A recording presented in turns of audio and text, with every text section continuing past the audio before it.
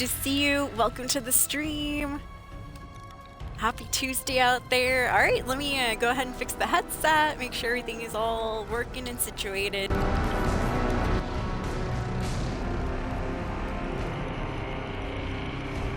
good right there. This I need to turn down a little bit. All right, you might hear a bit of an echo for just a few minutes. Won't even be that long, it'll be like a few seconds.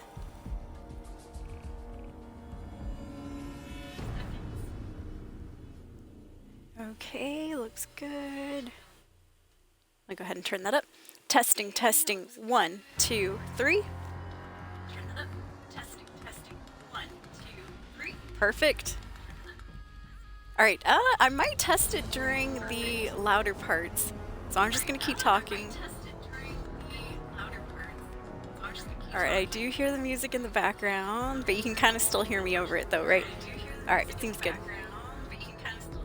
If I am ever like out-drowned by the audio of the game and stuff, let me know, escapees, and I'll try my best to fix it. I do have control of that now. Back in the day, we didn't have controls to fix those, but now we do. Alright, welcome to the stream, and as you can see, we are back on a fan favorite, Fallout 76 for a little bit.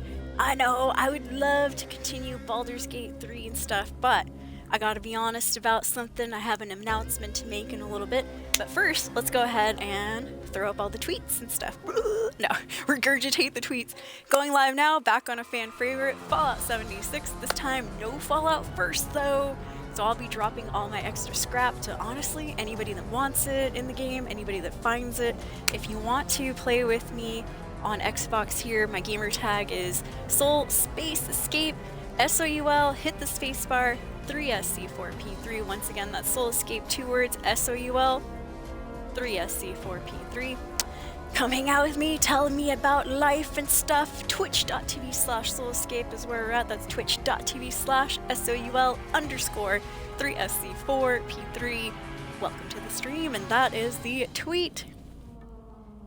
Or whatever we call posts on X nowadays. I still call them tweets. Alright, I'm going to copy paste that over to Facebook there. Yo, what's up, Quick Room? You're going to join the stream? Hell yeah, welcome in. All are welcome if you're on Xbox. Soul Escape, 2 words, SOUL, space 3SC4P3. Indeed. Excuse me, but yeah, welcome. Good to see you, Quiver. Sorry, I just ate some food. Brr, no, belching in the stream. I'm just kidding. That'd be gross. Had some pizza earlier. Yep, it's Pizza Tuesday over at Casa de Sol. Looks good, looks good. Excellent. I do have an announcement to make. Oh yeah, let me give you that first hype, Quivery. By the way, there you go. Thank you for coming in. Alright, and the next thing's next, you guys. I just gotta do the going live post on our stories. So first, we have Snapchat. Next, we'll do Twitch stories.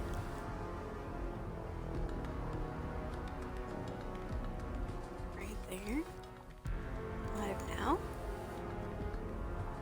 Facebook. Facebook stories. TikTok. TikTok stories. Oh yeah, you have to, I haven't done it for a while. You have to act like you're making a video. And then the story thing pops up. Okay, looks good. I did hear some notifications from my outdoorsy cameras, so I'll go ahead and mute those for a little bit. Last but not least, definitely not last either. Almost last, I do have Instagram, so let me go ahead and add a couple hashtags there for the good old Instagram. Alright, hashtag Twitch. Hashtag Fallout 76.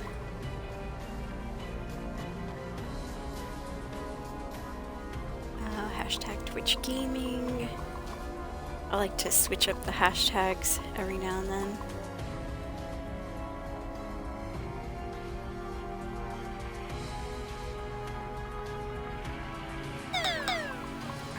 go. Oops.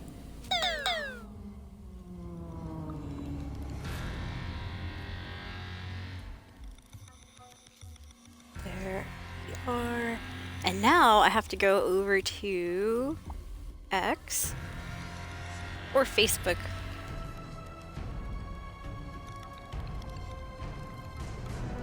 I'm going to copy all of that. And post. And we're going to take that copy paste over to Discord. Let me see here. To the Soul is Love, Soul is Live. We'll go ahead and at everyone. Copy paste. And then in order to make that a clickable link, I do have to add the HTTPS. Alright, there we go. We're live out on Discord. And now, last but not least, we're going over to Threads. Been having a lot of fun on Threads, Escapees, if you haven't joined yet.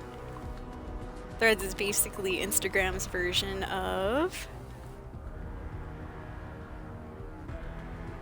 X.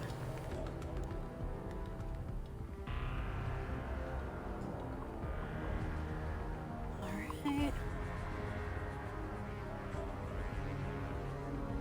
Perfect. There we go, Escapees. Alright, we are all done with the social media, thank goodness.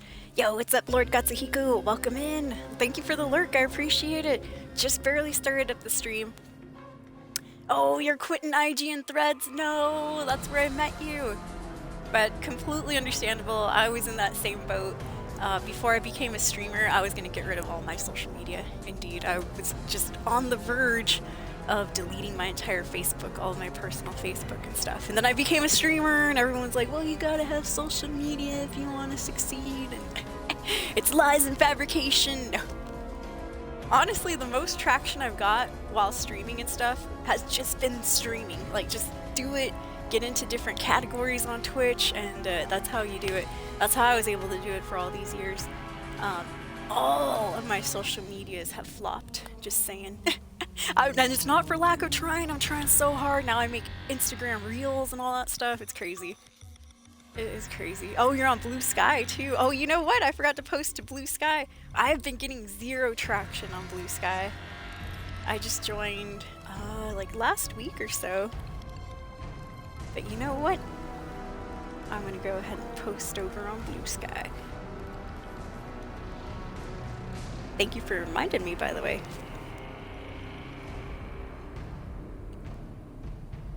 And I'll just, well, I got 4 followers over there. I guess that's, you know, it's something, right? It's something. Alright, there we go. Cool. Excellent. And welcome in, Escapees. I have an announcement to make. Why are we on 76 and not continuing with our Baldur's Gate 3 playthrough? What happened, Soul? Do you not like Baldur's Gate anymore? What's going on? Why can't we finish that playthrough? Those will probably be some of the questions we get today.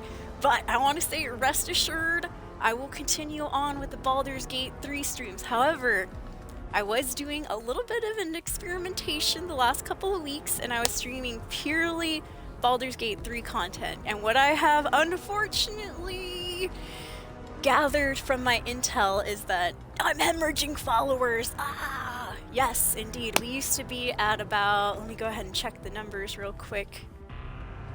We were at 10,205 followers at one point in time.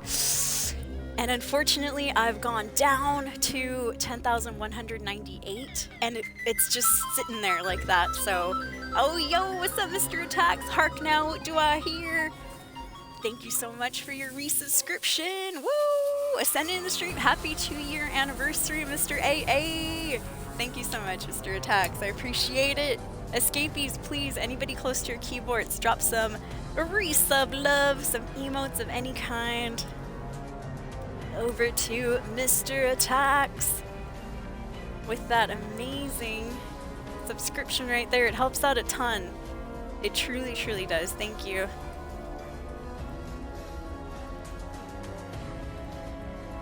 Yeah, so that's my big announcement of the day. Oh! Holy snap, thank you for the 5 gifted! Woo! Thank you so much, Mr. Attacks! Woo! Escapees! Throw some love, throw some hype in the channel!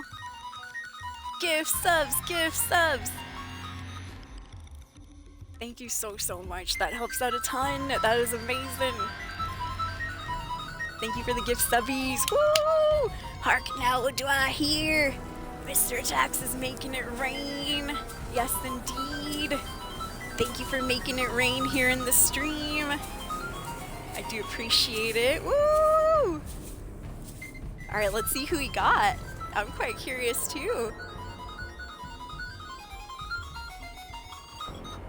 So welcome to the stream, Shogun34. What is that one right there? Screen Android or Soren Android. Weezer Neek. C-Day the DJ. And Sebs the Skull Kid. Welcome to the Ascendancy, whether you like it or not. Thanks to Mr. Attacks there. Thank you so much. I appreciate it. Thank you. It helps out a ton. Thank you, Mr. Attacks. And I hope you are having a good Tuesday today. There you go. Thank you, Quivery. Dropping some emotes there. Yes, please drop some emotes, some love, some hype of any kind. It would help out a ton. Thank you. Nothing but love. Much love going out to you too. I appreciate it. Thank you. Alright, let's get back to Baldur's Gate then. I was actually just on a little announcement here. So, why am I not on Baldur's Gate 3 today, Escapees? Well, because I was on Baldur's Gate purely no Bethesda games for the last couple of weeks or so, and according to the information I gathered, unfortunately, we're hemorrhaging followers. No! I know, and the reason I think for that is, I'm primarily known as a Bethesda streamer. I've built up a lot of my community playing a ton of Bethesda games. I've played and streamed Fallout 3, Fallout 4, Fallout 76, played and streamed Elder Scrolls Oblivion, Elder Scrolls Skyrim, Elder Scrolls Online for a good 3 or 4 years.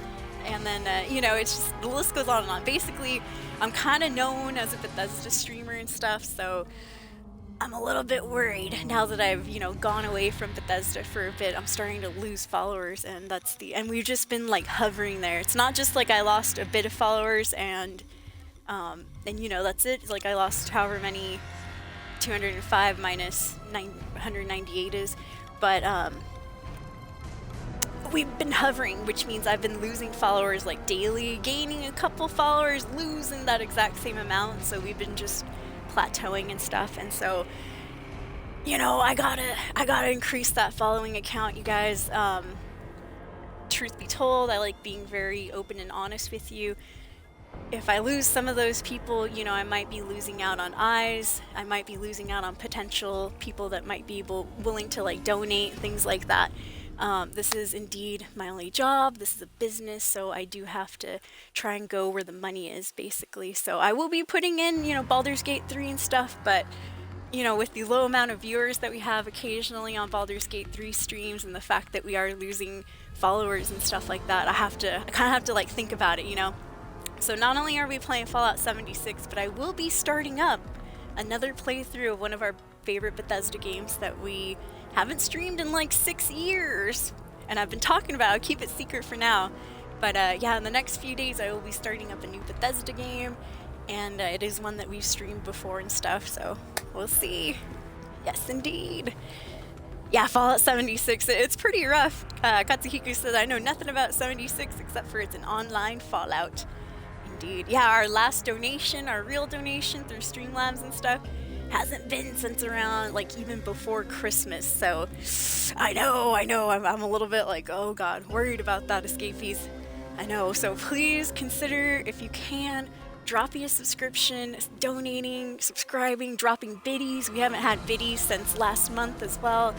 And once again, never any pressure, only if you have, you know, the extra funds to do so. But yep, that's just my announcement, is I'm hemorrhaging followers by playing Baldur's Gate 3. So I'll have to mix it up a little bit. I gotta bring some more Bethesda games in the mix. And yep, that's it. Alright, stream starting officially in 5, 4, 3, 2, 1. Welcome to the Soul stream. I will be playing this game with no Fallout First. No Fallout First? What does that mean? That means I've been playing Fallout 76 since it came out a good, 5-6 years ago or so. And primarily, most of the time I have been paying for Fallout First. That was just Bethesda's or Fallout 76's extra add-on that you paid for monthly. It allowed you to use the scrap box, which is basically unlimited storage for your scrap, and the ammo box, unlimited storage for your ammo. You also get the survival tent. All that stuff I'm going to have to do without. So if anybody wants to join my game here, gamertag Soul Escape with a space in between, SOUL 3SC4P3, feel free to do so. I will be dropping my scrap anywhere. So if you find it, if you want it, hey, just, you know, get it where you can. I don't mind. I'm going to have to be dropping a lot of that stuff, extra ammo, all that crap, because I don't have any space for it, escapees. So quickly coming into our atomic shop area, I see we have a blue responders player icon. Nice. Do I pay monthly? No, I don't have Fallout First right now. That's what Fallout First is the monthly subscription to Fallout. Nope. I cut that off a little bit ago, like a couple months ago. Alright, and that's why I wasn't playing 76 for a while either. Yeah, I didn't have plans to play 76 until the Ghoul update came out. So we have a free Blue Responders player icon and also a Nuka-Cola twist as well. There we go. Alright, let me just adjust my headset real quick. I know, I feel like I'm not getting audio in my right ear.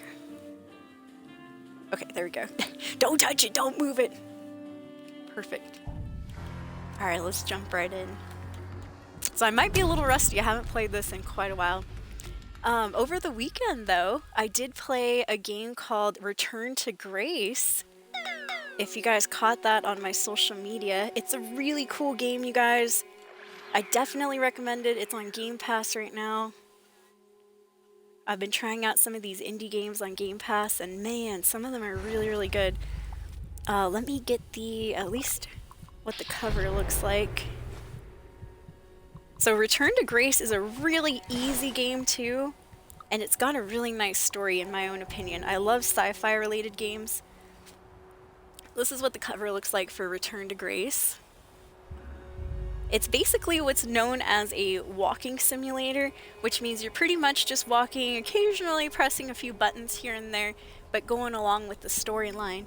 And so Return to Grace is a story about a woman, an explorer, a space explorer named Addie, and she crash lands on this certain part of the planet.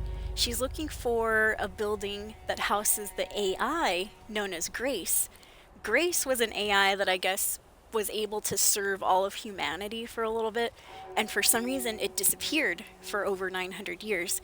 And so she's heard the story, she's come down, crash landed on the planet, and she tries to uncover the mystery of what happened to that super intelligent AI that had disappeared. And so you basically walk through this building, and there's no real jump scares or anything like that. Like I said, it's a really easy game, but it's actually really fun too. It made me tear up at the end. I won't say, well, I don't know if I say why, it might be a spoiler. So I might not say why exactly. Oh look, see, you can tell I haven't played since Christmas. I still have my Christmas outfit on. That's crazy. But yeah, definitely recommend Return to Grace. Really, really good game. Yeah, me too. I also dropped my subscription. In fact, my Game Pass subscription is gonna expire in a couple days here too, on the 1st. I'm here for the scraps, says Lord Katsuhiko. Yeah, hey, if anybody wants my scrap, You can join me off of my gamer tag if you're on Xbox. All you gotta do is click my name. Well, you gotta type it in first. It's right there. Soulscape. Join off the gamer tag and stuff. You can follow me around or whatever. I will be dropping some scrap. So Fallout First, Fallout's monthly subscription allowed us to use this scrap box right here. And so you see I have some stuff. I am unable to drop my stuff into my scrap box. See right there. Why? Why, damn it, why? So that means I'll be dropping it everywhere else. That's okay though, because oh my god, you want me to go through my scrap box? Look at all what I have. I have 18,900 aluminum scrap, 19,000 ballistic fiber, 7,000 black titanium scrap, 28,000 bone shards. I must have been killing a lot, huh? 5,000 ceramic scrap, 29,000 circuits, 178 coal.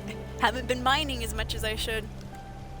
8,000 concrete, 12,000 copper. So, you know, long story short, I think I'm good on scrap, you know, I'm okay. 27,000 molded plastics. We're steel. Steel, I think, is what yeah, 126,000 pieces of steel scrap. So yeah, all this type of stuff I'll be dropping today. Same with the ammunition. If you have Fallout First, you're able to access an unlimited storage space for your ammunition as well. I have 8,308 rounds, 5,000, 5,000, 81,045 rounds, 47,000, 5.56 millimeter rounds. So hopefully, fingers crossed, I'll be okay with my ammo too. I just won't be able to put any in there, so I'll be dropping some of this stuff too around the map as well.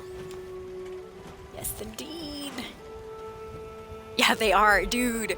Like, I'm getting disillusioned with Fallout 76. Man, I love this game so much.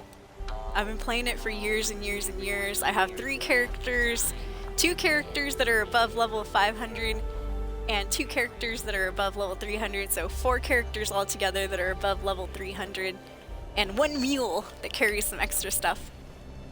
So I've put in a lot of time, a lot of effort. I've grinded a bunch to get where I'm at in this game.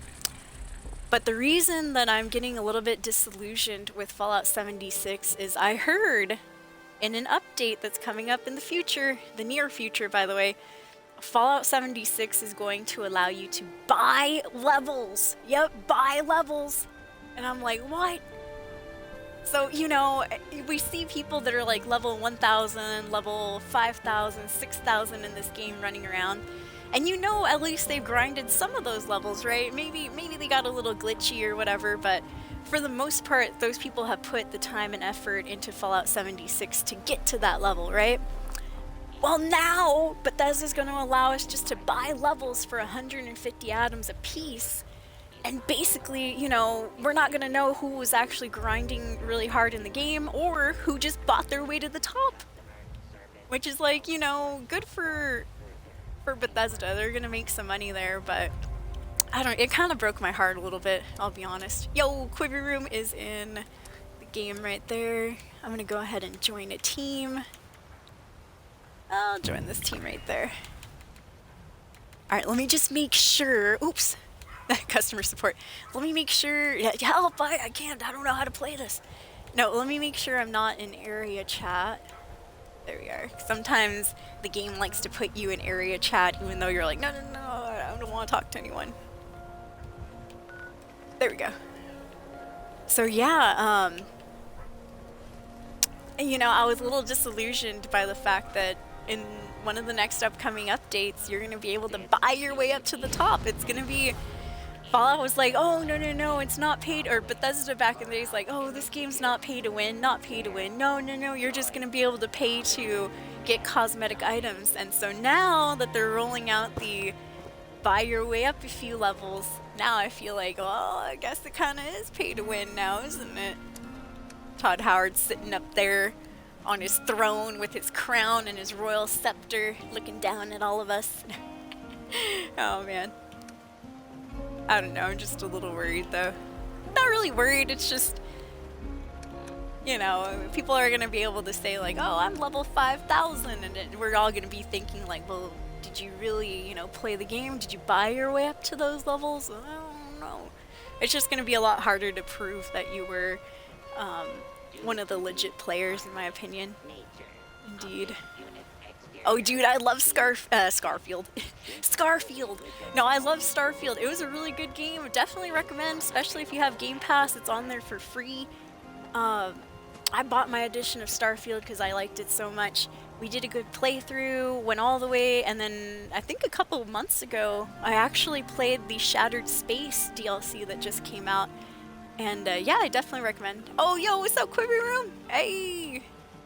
Oh, I forgot how to emote. Good to see you. Welcome, welcome. There's Quivery Room. If you don't know Quivery, he's in chat occasionally. Yes, indeed. But yeah, Bethesda's definitely dangling a pay carrot in front of all of us. Yeah, just in case the audio is profanity laced. Thank you, Quivery. Oh man, I don't know if I'm gonna be able to carry this stuff. Holy crap. Woo! Well, thank you so much. I appreciate it. Ooh, that quad. Nice. Oh, another quad. Holy crap. Well, thank you. Dang it, I'm trying to emote. Okay, there we go. Thanks, Quivery. Appreciate it. Okay, he sent me a message through Xbox that scrap to learn. Oh, scrapping stuff. Well, thank you. Will do. I might keep one of those quads, though. That was actually a nice gun right there.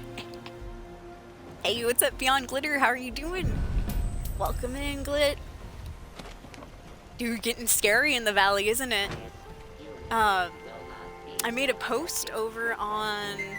Oh, shiz. Oh, Captain. Yo, hark now, what do I hear?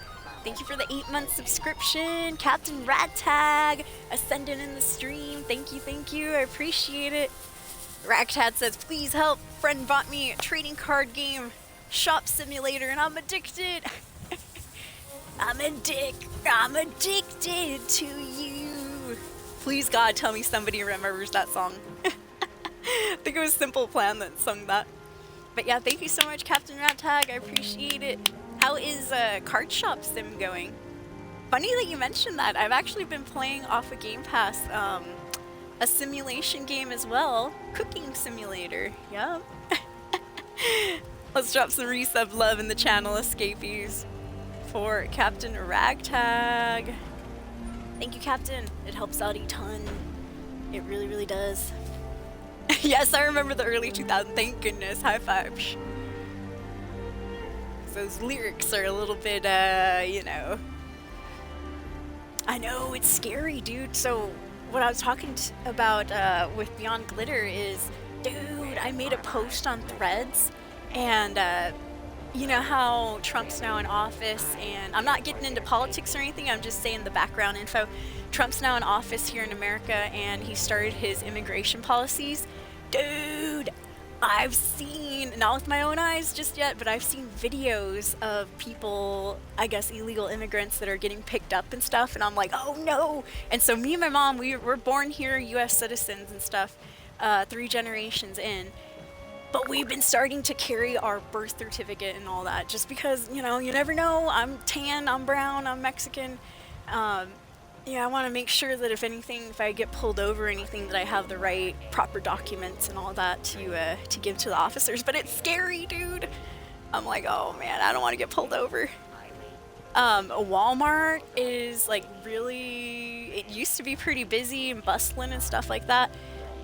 It's been like quite empty the last couple of times that I've gone, and I'm like, man, it's scary, escapees. Yeah, being Hispanic in America right now is a little bit wild. I know I'm nervous, that's for sure. What's up, Flumpy Donkey? How are you doing? And Carpinoctum in the channel. Good to see you, Carpinoctum. Yeah, empty supermarkets, right, Katsuhiko? If you guys want to know where I'm at again, I'm in lower eastern part of Washington State. Yep, southern eastern part of Washington State. And we have a lot of agriculture in this area. And so a lot of field workers live around here and stuff. And man, people have been getting picked up at the local, now don't laugh, but at the local Fiesta Foods marketplace. Yes, that's where I saw that damn video come from. If you guys don't believe me, I have a screenshot of it too right now. But I've been asking everybody, nobody's been saying anything. But how's your guys' area doing if you're in the States? Ours is, there are immigration, excuse me, there are immigration folks picking up people.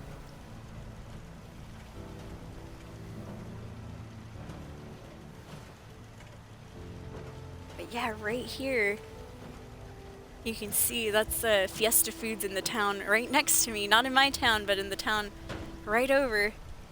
Some poor viejita got picked up. Yeah, that's scary, dude. Being brown in America is a little bit worrisome.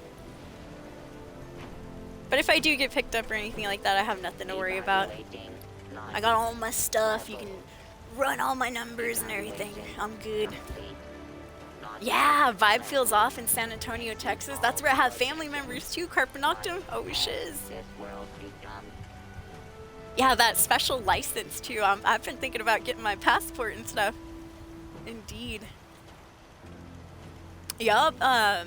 Sunnyside actually had, this is going to Beyond Glitter because he's around the same area that I am, but Sunnyside actually had a city hall meeting and all that, and a bounty hunter showed up. Yup, a bounty hunter showed up from Tacoma, Washington, which is up next to Seattle, and the bounty hunter said, well, they're paying me $1,200 per person up in Tacoma to, you know, catch immigrants and stuff like that, and undocumented workers. And he said, if you guys pay me here in the Lower Valley, if you pay me $1,500, I'll come and work and start picking up illegal immigrants over here too. And apparently they escorted that guy out of the city hall, and I'm like, oh my god, that's crazy, dude. But yeah, we have Dog the Bounty Hunter running around apparently.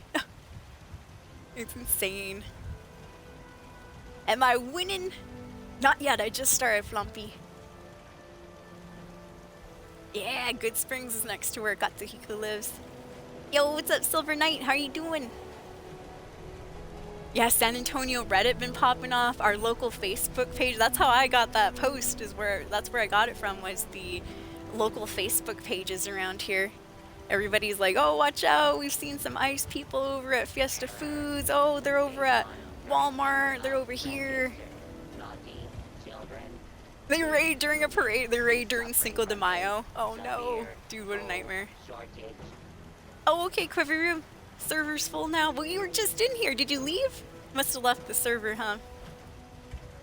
Yeah, it's been cold in Washington. I just got back from a jog a couple hours ago. It was 27 degrees. But when you're jogging and stuff, man, I get hot. I'm like, I wear a sweatshirt, long pants and all that. I get a little sweaty. Shout out to Quiver Room. He did give me a couple of items actually right here. I'm gonna scrap them, see if I learned some stuff. Alright. Didn't get anything off of that. Let's try to get the 90% weight reduction here. Didn't get anything off that. Another 90% weight reduction. Oh, nothing there. Yeah, we'll try to learn the quads off of these. Oh, I didn't get anything. And this one, same, nothing. Dang it. Well, thank you, Quivery, for the items. But that's a good time to mention. So I don't have Fallout First. So those items that I just scrapped turned into this junk right here. I'll be dropping this junk around the server. So whoever wants it, if you want to follow me off of my gamer tag or, you know, hang out in the game while we play and stuff, feel free to do so. I'll be dropping this a little bit later. Once I get more of it. Alright, now I'm looking at my character. She's a little bit hungry. Which I had some pizza earlier. Yay! What'd you guys eat today, Escapees? Today was Pizza Tuesday over here in the Casa de Sol household.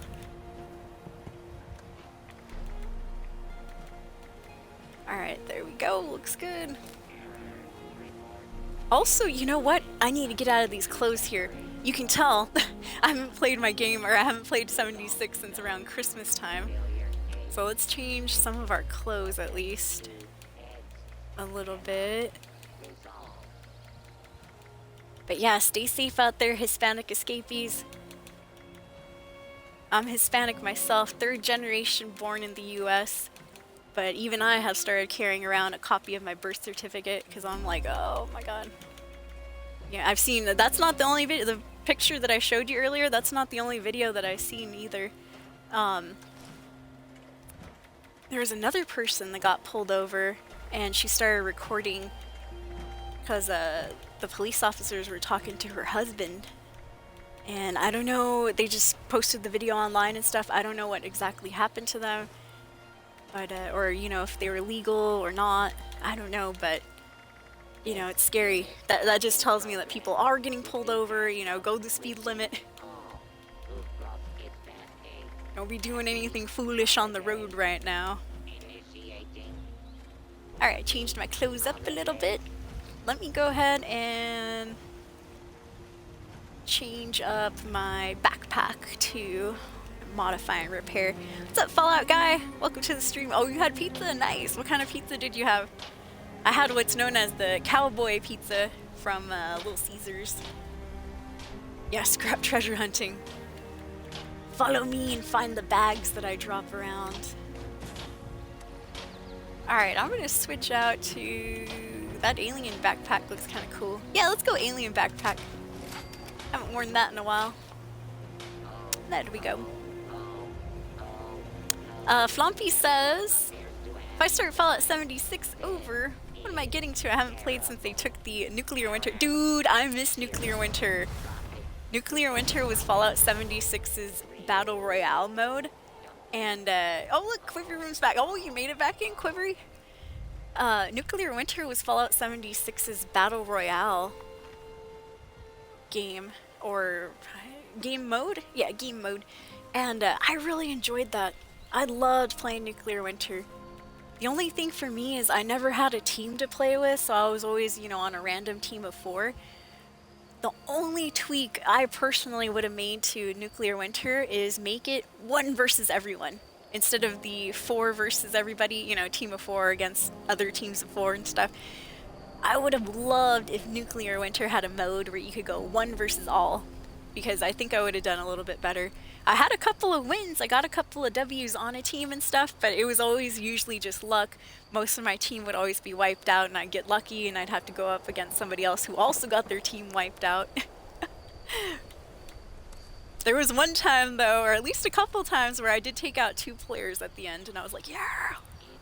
But we have video evidence of it too.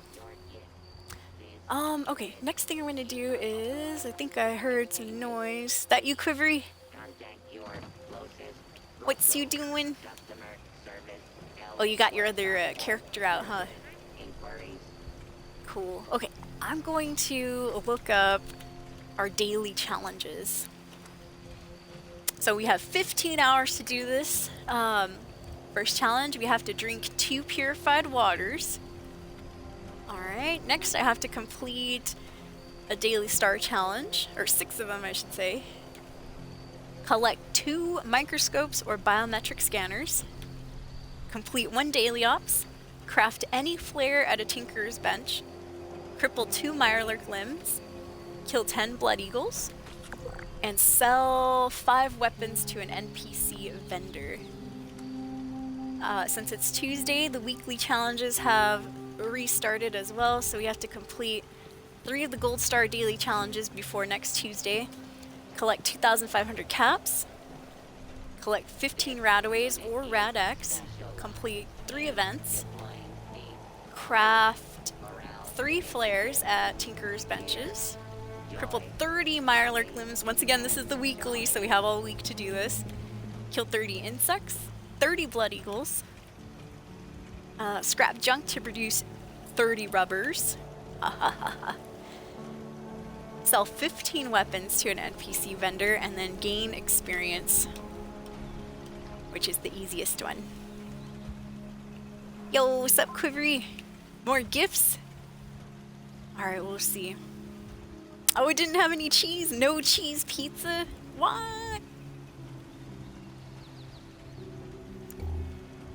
I'm gonna flash the light in your eyes, Quivery. Oh, is this more stuff to scrap? Well, thank you for bringing the scrappables. This quad automatic isn't too bad. I might keep that one. Actually, a lot of this is good. 2-shot explosive radium rifle. Nice. Oh, and this one I'll probably scrap for the action point regeneration. Cool, thank you. Thanks for the freebies, Quiv. You rock. And thank you for lurking in chat too, Quiveroo. Alright, we're taking that to the scrap box here. I might keep that one. The Shattered Grounds is kind of nice. I'll scrap it. Let's see if we can learn the 90% weight reduction. Oh, well, we got some rubber though. 2-shot explosive radium rifle. I might keep that too. Alright. And nope, didn't learn anything. If we learn something off of it, you'll hear a very distinctive little psh type sound. That's what it sounds like too. Psh. Alright. Yeah, my inventory is not doing too well, that's for sure. Let's see, I'll drop that in. That one too. I might have to give some of these weapons over to my my mule character. See what she can do about it. Alright, so I do currently have my camp set to off. Right there. Just because if you notice down at the bottom right, I have 33,000 caps at the moment. Max cap limit here is 40,000 in this game. So I have a couple of items that if people like buy them, you know, continuously, it'll hit that max caps and then I get squat diddly do. So that is why I have my camp off right now. Alright. Well, I'm sorry about your pizza, Fallout guy. Didn't have no cheese. Alright, but announcement of the day again, in case you missed it in the beginning of the stream. Why am I back on Fallout 76? Well, truth be told, I was playing Baldur's Gate 3 for the last couple of weeks straight, just Baldur's Gate 3, Baldur's Gate 3, Baldur's Gate 3, and I love that game. I love it so much. I will be back on it and all that, of course. We're at a really good point and a really good part. But truth be told, I was hemorrhaging followers! I know! Yes, indeed, I was losing followers left and right. I am primarily known as a Bethesda streamer. That is kind of what I built my niche on, starting up streaming a good, 9 years ago. 10-year anniversary coming up in March. And so, I gotta get some Bethesda game in the mix, escapees, otherwise I think I'm losing some of my Bethesda followers, and that's sad. I want to keep everybody around, want to keep everybody as happy as I can, so I'll be mixing it up. I'll still be playing Baldur's Gate 3 occasionally, but I'll be playing 76. I'm going to start up a new playthrough of one of the old Bethesda games that we haven't played for a good 6 years. So you'll be seeing some more Bethesda on the stream, that's for sure. But yeah, I was hemorrhaging followers left and right, you guys. Oh, yeah, I forgot. I don't have Fallout First anymore. Alright, so here's my first dumping of items.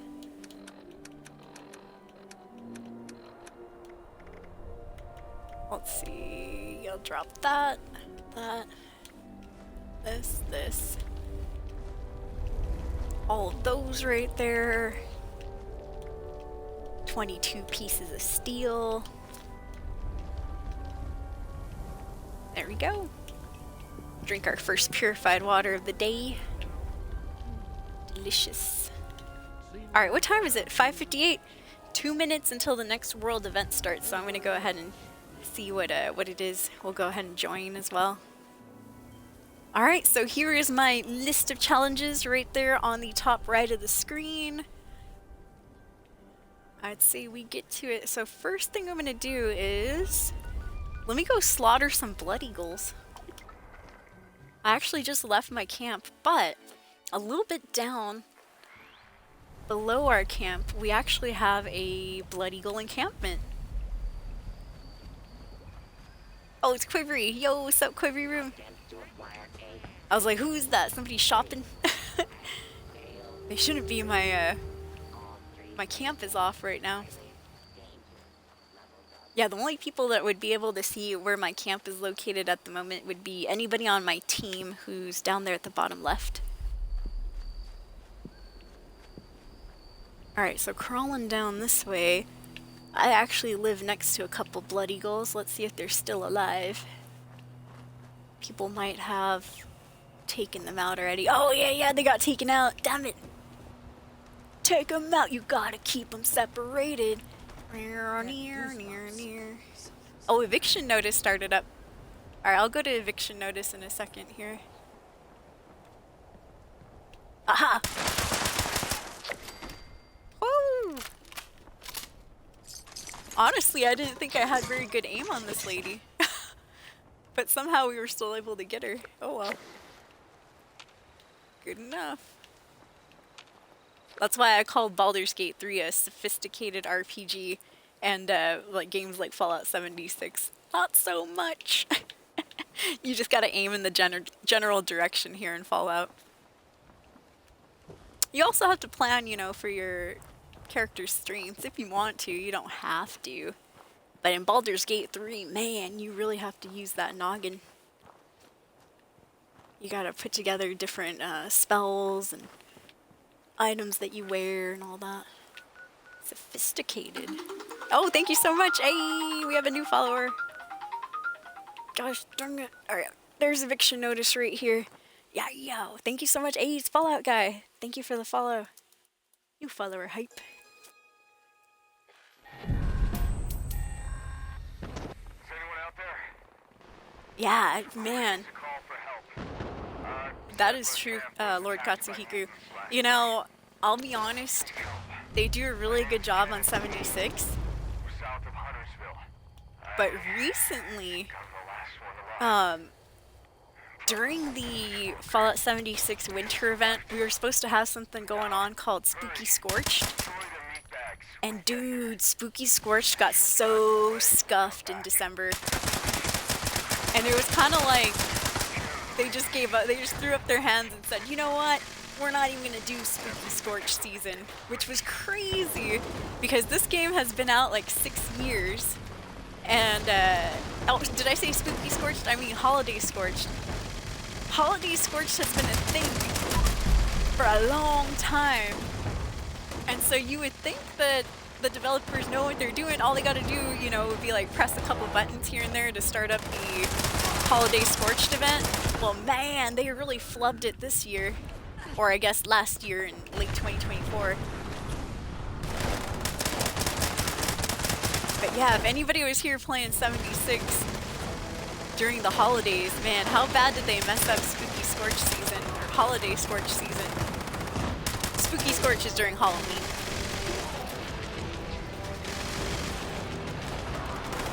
Alright, there's a lot of shooting going on, so I'm gonna go ahead and I'll just bump the game volume down just a little bit.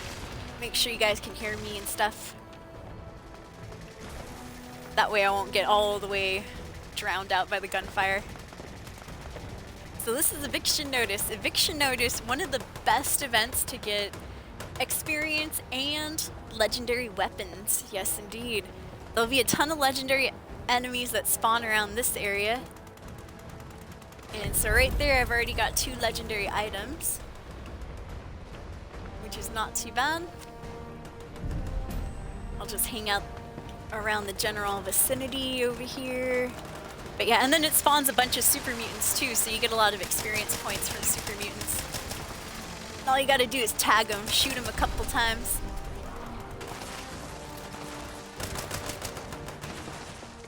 Alright, looks good, looks good. Let me take some drugs. I'll do a little berry mentat so I can see the enemies a little better, and let's do a little buff tats.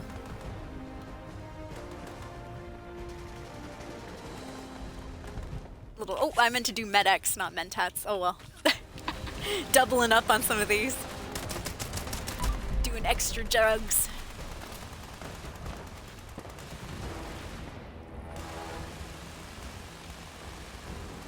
Alright, I'm gonna peek out, get some of our legendary items.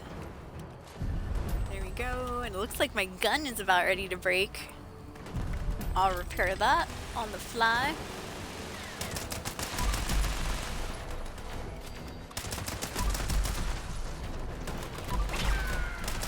Right now I'm using what's known as VATS. It's basically like auto aim. Oh, I went and croaked, no! Yeah, I have a hazmat suit on. This area is extremely irradiated. So this particular character of mine does not use power armor. I tend to just use the hazmat suits. You're a little bit faster and stuff. Yeah, they messed it up big time, Captain Ragtag. So what happened for Holiday Scorched this last winter was, at first, it should be, you know, granted, like Katsuhiko said, this is an online game, so, you know, we don't know exactly how difficult and intricate it is turning things on and off. I'm pretty sure it is difficult. But what happened this year with Spooky Scorched is that, for some reason, when they turned on the Holiday Scorched enemies, which were just special enemies that were supposed to drop certain special items, those enemies weren't dropping the items that they needed to drop, right?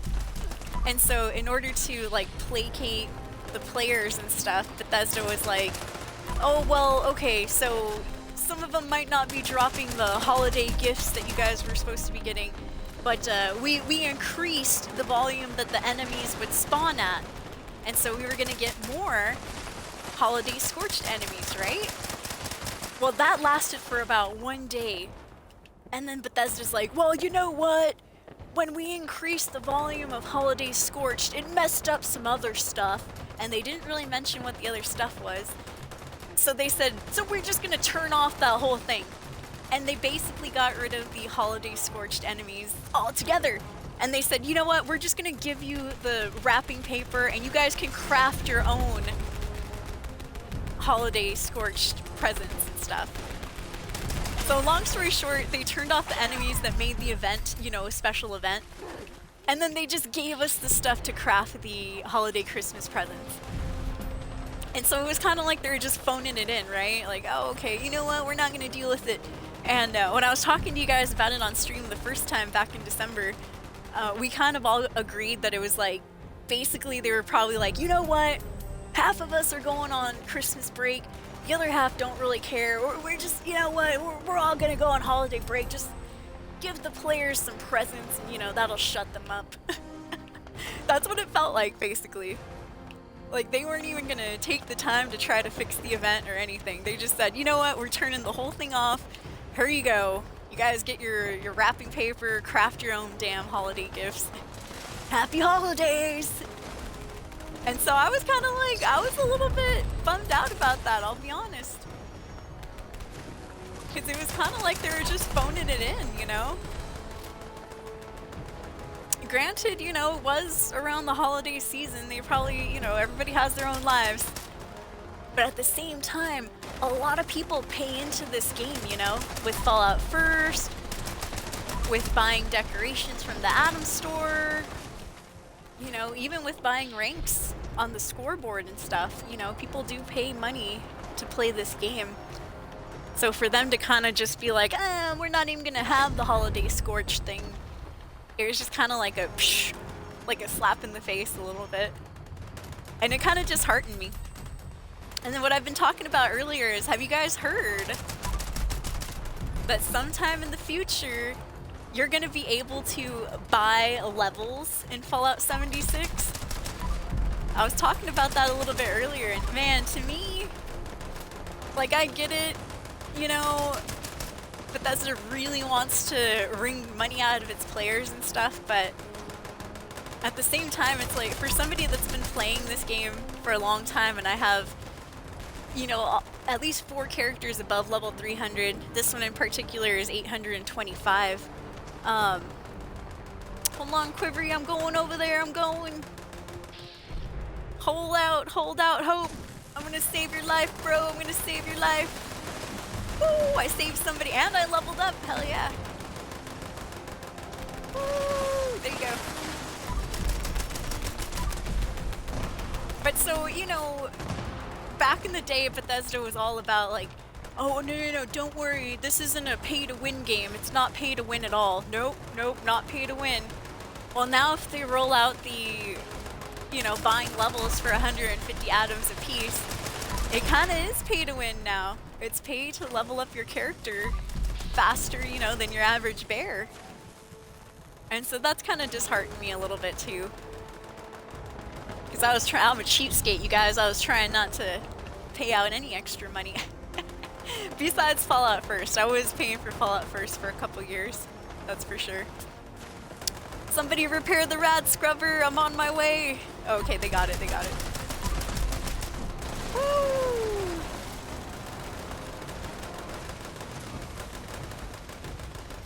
Alright, eviction notice is almost over. Once again, what we're doing here is we are just trying to defend this little rad scrubber area.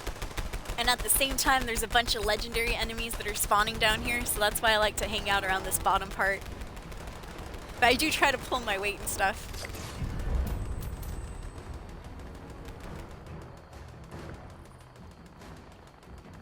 Alright. Got some more items for the scrap box. 20 seconds left on the clock. Or I'm getting that number as the top right up there. But yeah, if you were playing Fallout 76 around December, what did you guys think about the Holiday Scorched event? Like, I understood why they, you know, just gave up and stuff. It was around the holidays, but at the same time, I was kind of like, dang. Like, it's, for me, I feel like that's the beginning of the end. I feel like they're just gonna kind of, you know, go back on whatever they said. They said, oh, we're not gonna be play to win, it's just pay to get extra decorations for your camp. Oh, and pay to get a little bit extra space in your inventory and stuff like that. But now that you're gonna be able to actually buy levels for about 150 atoms each, whoo! That translates to roughly about $1.50. I'm like, man, that's, you know, for us players that grinded our levels, you know, from scratch and all, it's like you're not going to be able to tell anymore who actually put the time and effort into Fallout 76 and who just bought their way, you know, to level 1000, which would be really expensive. I think if you were to buy a character's, if you were to level up your character via payments from level 0 to 1000, it would be about 1,500 bucks. Is that right?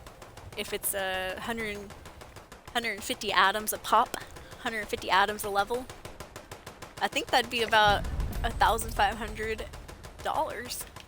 So, you know, not many people are gonna do it, but at the same time, you never know.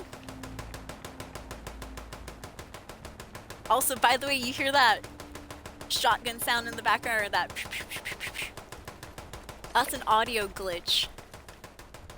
Sometimes people's guns get stuck. They don't really get stuck, but the audio gets stuck, and they haven't fixed that. And it's been a thing since day one. It's crazy. Yeah, Bethesda's like, oh, I'm just joking. Just kidding, you guys. But yeah, this game is gonna be pay to win pretty soon. Which they said they never would do, so, you know, I mean, hey, I guess everybody's going back on their words, huh? It happens, it happens.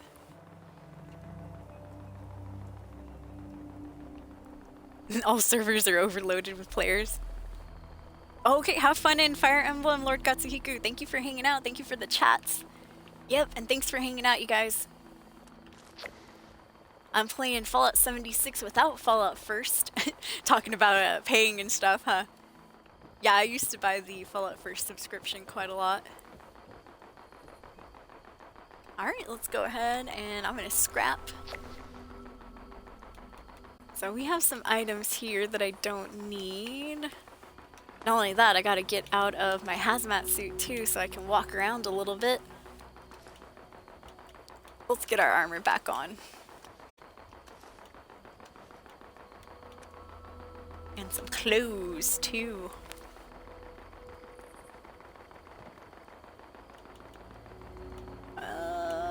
Let's go sidekick costume. I'll take the glasses. Or let's do hip glasses. And then Grognak headband. There we go. Yay, looking spiffy.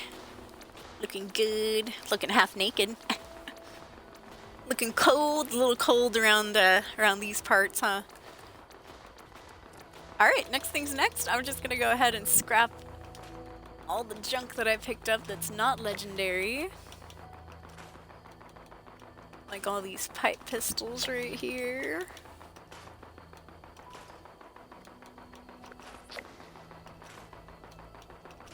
Assault rifles too. Trapper leg. Alright, looks good.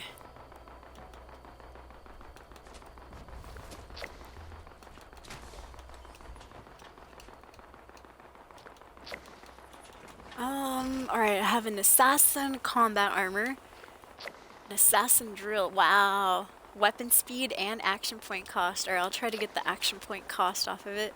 Oh, I don't think we got anything. Bolstering civil engineer armor. Environmental damage resistance. Scrap it.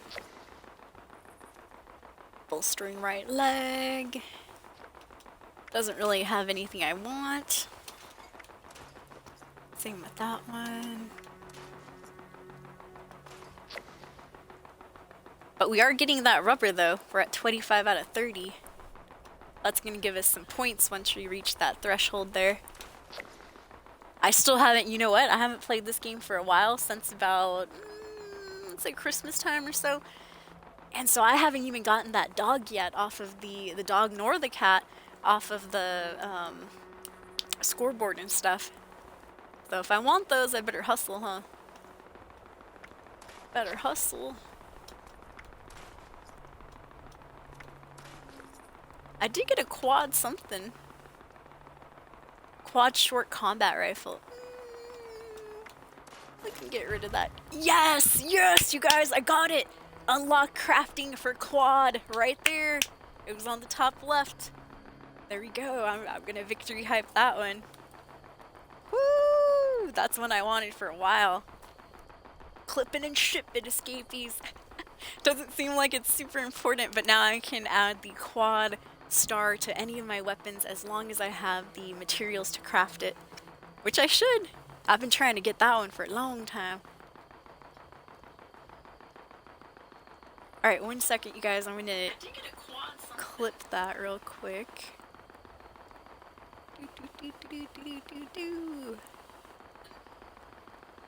I did get a quad something.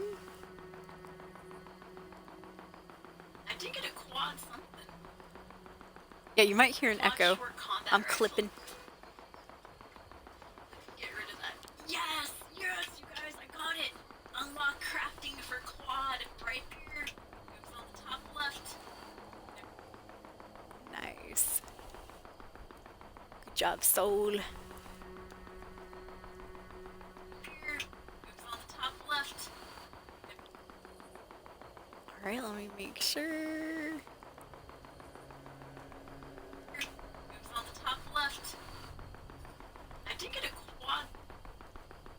Alright, I'll put unlocked quad crafting as the title. Fallout 76. And that one doesn't have to be a featured clip, that can just be a random clip. Oh, you know what? Let me go back and edit that.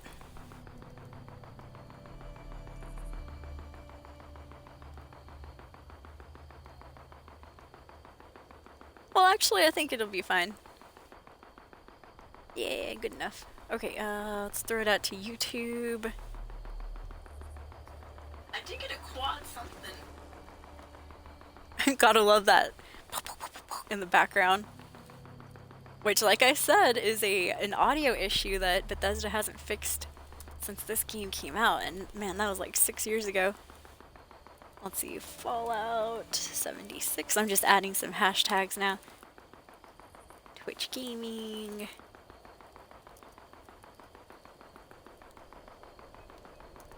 Alright, Game Shorts. This is going out to YouTube.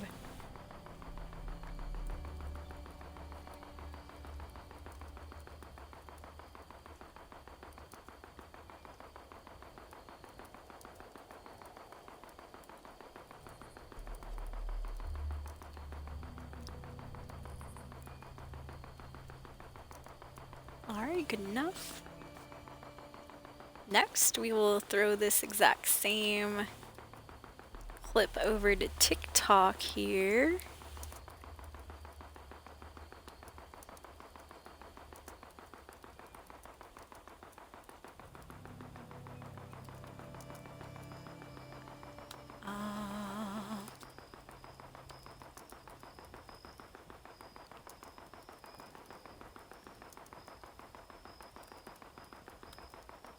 Cool.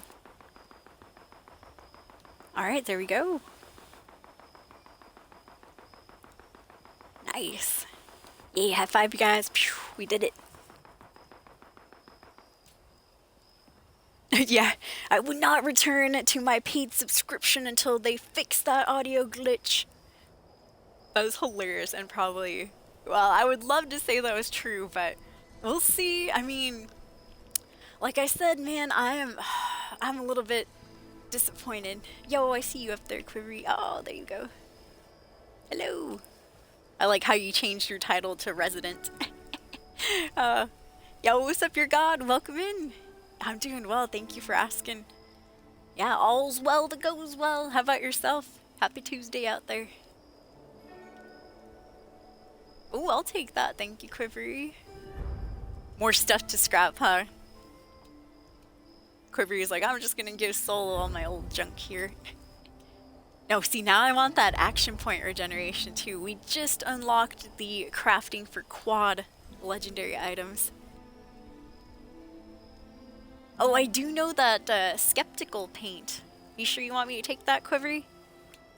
Oh, I don't know the golf carts though. Should I just take one?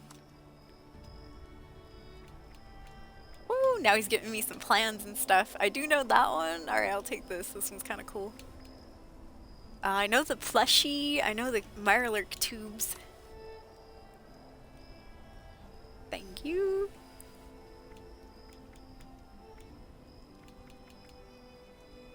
I don't know if I'm supposed to take them all. That's why I'm like looking at chat. Just working and doing stuff as usual. Nice. Cool. Thank you, Quivery. I appreciate it. I'm gonna learn that golf carts plan because I actually don't. There we go. Actually don't know golf carts yet. Cool. Alright, let's scrap some of these items that Quivery Room gave us. Oh. Inviting to trade again. Yeah, I hope work's going well, your god. Thank you for stopping by and hanging out for a bit. We're back on 76 just for a little bit. Man, nothing wrong with Baldur's Gate 3. It's just I was hemorrhaging followers. Like, I've been plateaued on followers for a long time.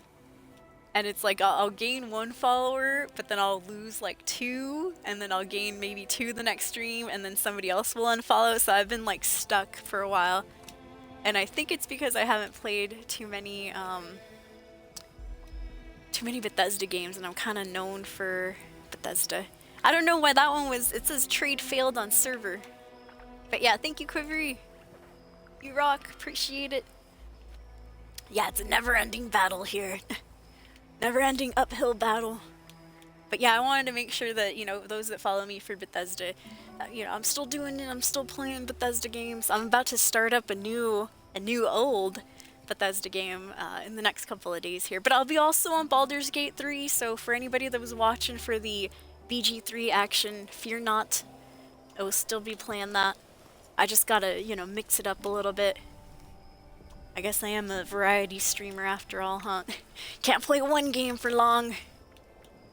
Gotta keep everybody at least a little bit happy. Oh, well, we got the rubber, that's good. Let's see. Oh, still no, didn't get anything off of the crafting, sadly. Besides that quad earlier. Alright, looks good. I'll take the rest of this stuff to the scrap box. Oh shiz, what time is it? Oh, 6:24. So every 20-minute increment starts up a new event. World event, I should say. This one is called Line in the Sand. So for Line in the Sand, we are tasked with protecting a sonic generator. Just like eviction notice, we had to protect that that center console thing. I think it was also a generator, if I'm not mistaken. But this time we're fighting against Scorched. So remember when I was complaining about the holiday Scorched? They were basically these type of enemies right here. That one. They just had special little Christmas outfits on, and they were supposed to drop holiday presents. But they didn't. So Bethesda just canned the whole event. They're like, ah, fuzz it. Ah, we're gonna just cancel the whole damn thing. Which was surprising, you know? I mean, the real surprising thing is that that event goes on like twice a year. Holiday Scorched and Spooky Scorched. So, you know, by now, it's year 6 or so, they should know what's going on, you know? Woo! Somebody blew up that car right next to my face. My eyebrows got singed off.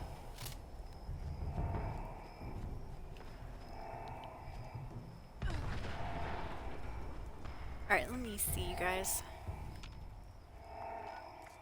Let me see. Settings, display.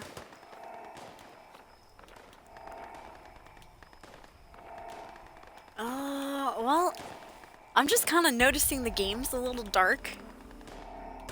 But there's actually, I don't really see a way to turn the brightness up. Otherwise, I totally would. But yeah, it just looks a little dark. Maybe because it's nighttime and stuff. Hopefully, you know, it'll brighten up. Come on, Bethesda, brighten up the game.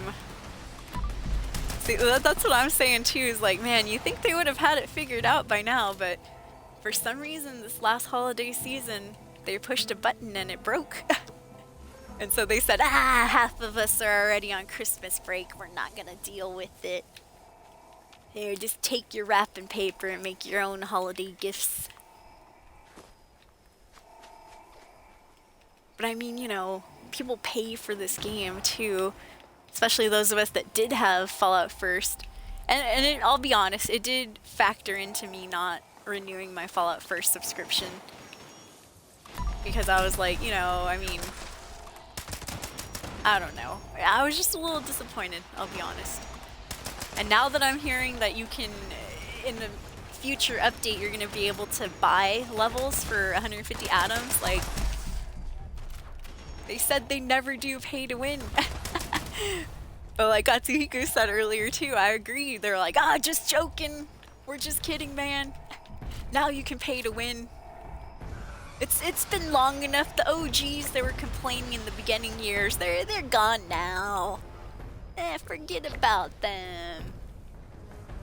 Forget about the OG players who didn't want to, you know, have a pay-to-win system. They're not paying our bills. That's what I'm imagining Bethesda saying and acting like. But I don't know. I don't know. We'll see. Because truth be told, you know, they do gotta make money, right? They do gotta make money. But, you know, I thought with Fallout First and just being able to buy all these decorations in the Atom Store and, you know, the fact that you can pay for levels on the season's workboard, or the season's scoreboard, I should say. You know, I thought that was keeping them afloat, but, you know, apparently I guess they need more money, huh? Which again, you know, I don't blame them. Who doesn't need more money, right? But it just, it's gonna hurt some of their longtime players. I see it. I see it happening. Because there are some people that have grinded. I mean, look at my character. I'm level 826.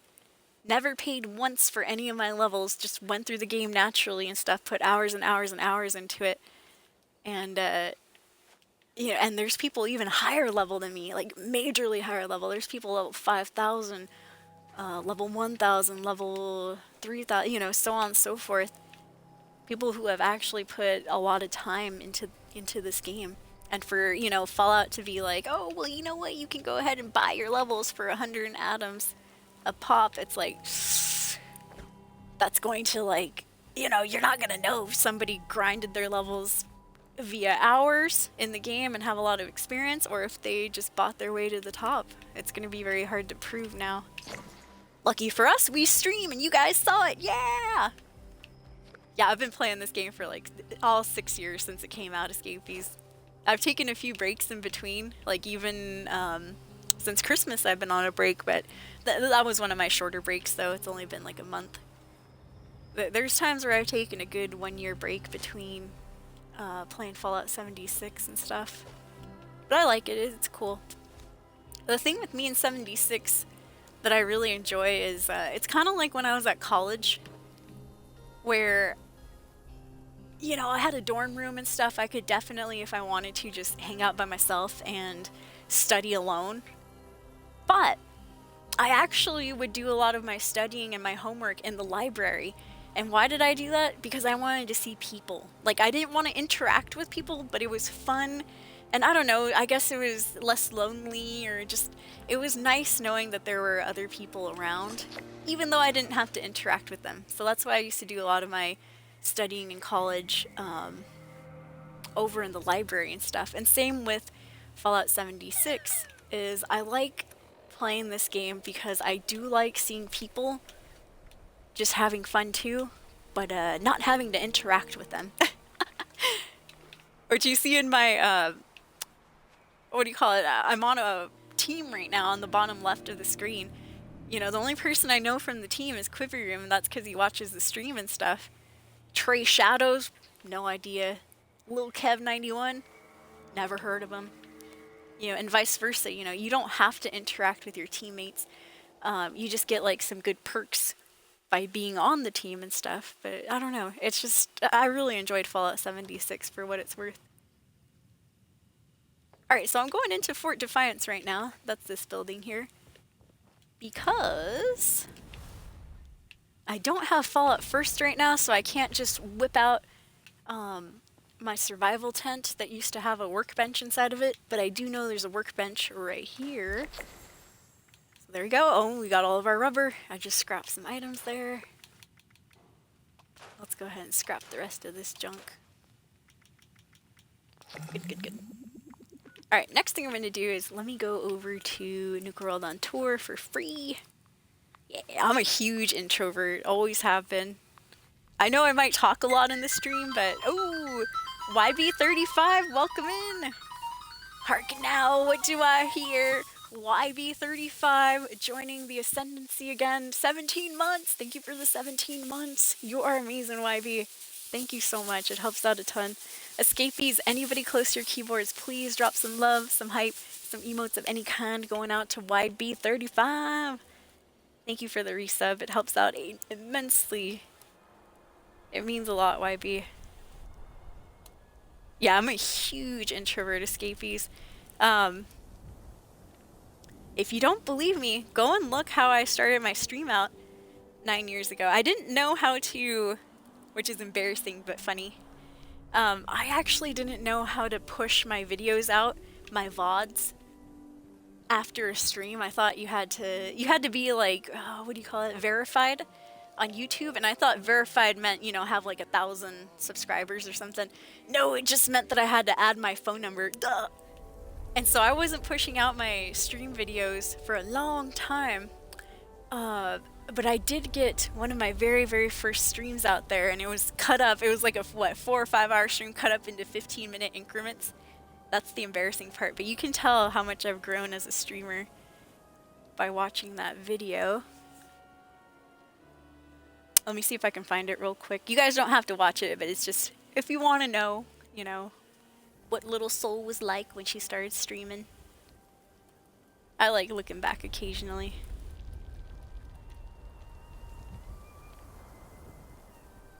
But yeah, all you gotta do is go to my VOD YouTube, which is Ginny Awesome. GINNYAWESOME. I never changed it, I know. Let me see here. So I think there's a way to switch videos up, right? Not really switch them up, but sort them. Yeah, so you just go to my VOD channel and go to the oldest. And I'll just give you that very first one right there.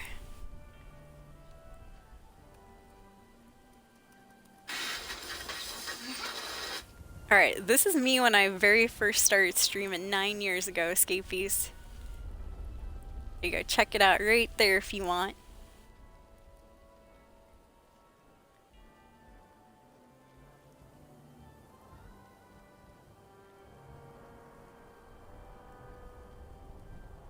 I won't watch it.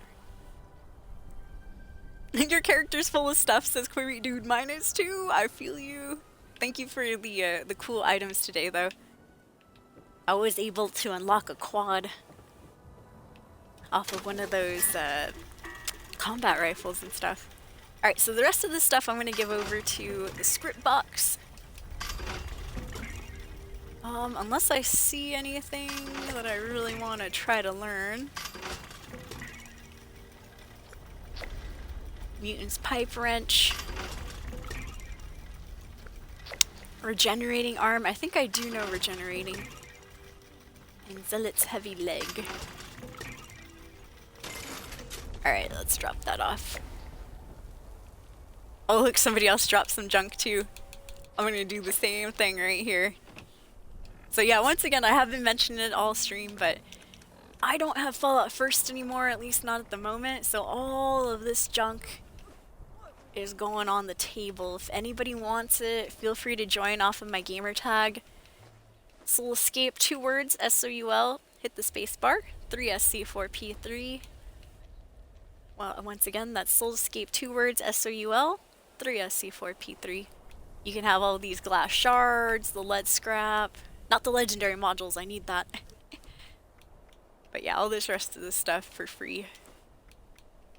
86 plastics, come on, I know somebody wants some plastic out there. I'm just joking, you guys. But yeah, whoever wants this, people in game, everybody's welcome to it. 323 steel scraps. I'm also going to be dropping some ammunition too. Let's see, like that, that. Oh, thank you so much. Hey, we have a new follower. Welcome to the stream. Yeah, that was me when I first started streaming. This was me. If you guys don't want to watch the video, I don't blame you. This was me when I first started streaming.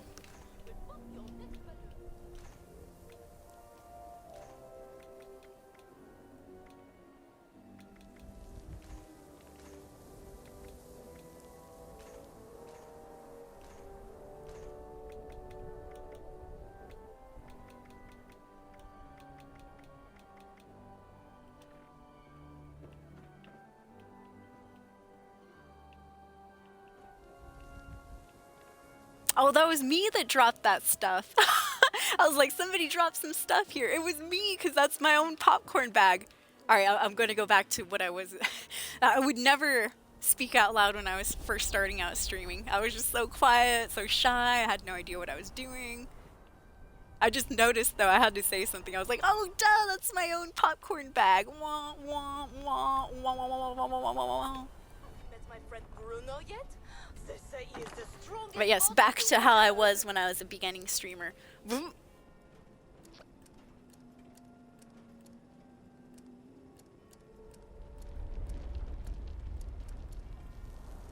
you care for a balloon?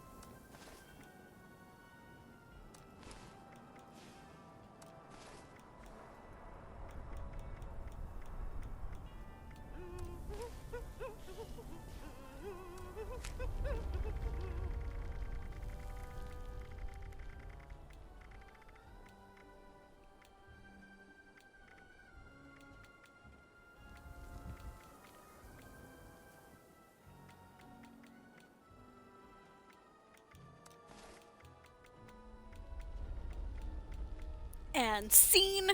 Yep, that was me, Scapies. Totally quiet. Once again, that was 9 years ago. Our 10-year anniversary is coming up March 2025. And yeah, it's been crazy. But yeah, I saw you, Superman. I had to come out of my old streaming ways to say hello and thank you for the follow a little bit earlier. But yeah, it's been crazy. Yo, what's up, GigaWicket? Good to see you. GigaWicket said I have such a long list of games I want to try or get back into, and the Decision Pearl. Yes, no, I feel you. I feel you, GigaWicket. Dude, I would love to be on Baldur's Gate right now, but like I told everybody earlier too, man, I was hemorrhaging followers. I know. And I think it's because I am known as more of a Bethesda niche type streamer. And so, you know, just going to, I think it was about 2.5 weeks of just straight Baldur's Gate 3 streams, man, we plateaued. Like, I would lose 2 followers a day, sometimes gain 1 off of Baldur's Gate 3, lose more followers, maybe gain 1, you know, and it was just, whoo, I saw that follower list sliding down, and I'm like, no. And I'm pretty sure it's because I wasn't playing any Bethesda games. So I will be starting up a new Bethesda game, a new old one, within the next few days, you guys. But we will still have Baldur's Gate 3. It's just I gotta mix it up a little bit. I suppose I'm a variety streamer. I suppose. No, I'm just kidding. No, it's not just that. I do love Bethesda games. I love From Software games. I love the Dark Souls series. All of that, and I do need to get back to those. Get back to my roots. No. Roots! Bloody roots! But yeah, no, I feel you, GigaWicket. I actually just beat a game this weekend from off of my Game Pass list called Return to Grace. Super good game if you guys want to check it out. It is free to play on Game Pass if you have it. And it's basically a walking simulator, sci-fi theme. Long story short, you're playing as a space explorer named Addie. She crash lands on this planet, but it happens to be the right planet she's looking for because she is searching for an ancient AI that disappeared 900 years ago. It was called Grace, and Grace was supposed to be like this super genius AI that was really beneficial to humanity, and then just disappeared for some reason. And so she crash lands on the right planet, and that's where we started playing and stuff, and we just gotta walk around, see if we can find Grace, the AI, and you know, it goes from there. I don't want to spoil it too much, but it's really good. It made me tear up in the end. I was like, this is so good. The game remembered. It remembered. And that's all I'll say right there. Dude, I love Bethesda Superman. I agree. Bethesda has made some of the best games on the planet. I love Skyrim too. Yup. There's not a Bethesda game that I don't enjoy. I even like this one, and I've been complaining too, but here I am still playing it. I do love 76 as well. I've been playing it since it came out. I love Nuclear Winter too, and then they cut it, and I was like, no. We were actually not too bad at Nuclear Winter. We got a few W's on it. Yeah! I'd be down to play some Dark Souls again. I have played and streamed. The Dark Souls games that I've played and streamed are Dark Souls 1. We beat it. Twice actually, and then Dark Souls 3, beat that once. We even got the Nameless King, which was, oh my god, that one took me hours and hours and hours. I think that one took like 2 streams to defeat. I have played some Elden Ring. I did not get through all of Elden Ring, and I've also played Sekiro Shadows Die Twice. And we didn't beat the game, but we got pretty far, and then something came out and I started playing that instead. But I love Sekiro too. I like the deflecting system. That was kind of cool as well. But yeah, I'd love to go back to some Dark Souls. I do have Dark Souls 2. For me, that's kind of like my Fallout New Vegas, where I'm just saving it for that perfect moment, but that perfect moment never arrives. Like, I want to play New Vegas when there's nothing coming out for months and months and months. And I don't have, you know, like another open playthrough, so I can focus on it primarily. Oh, my bad. Alright, so this is guided meditation. And I did not realize it had started up just yet.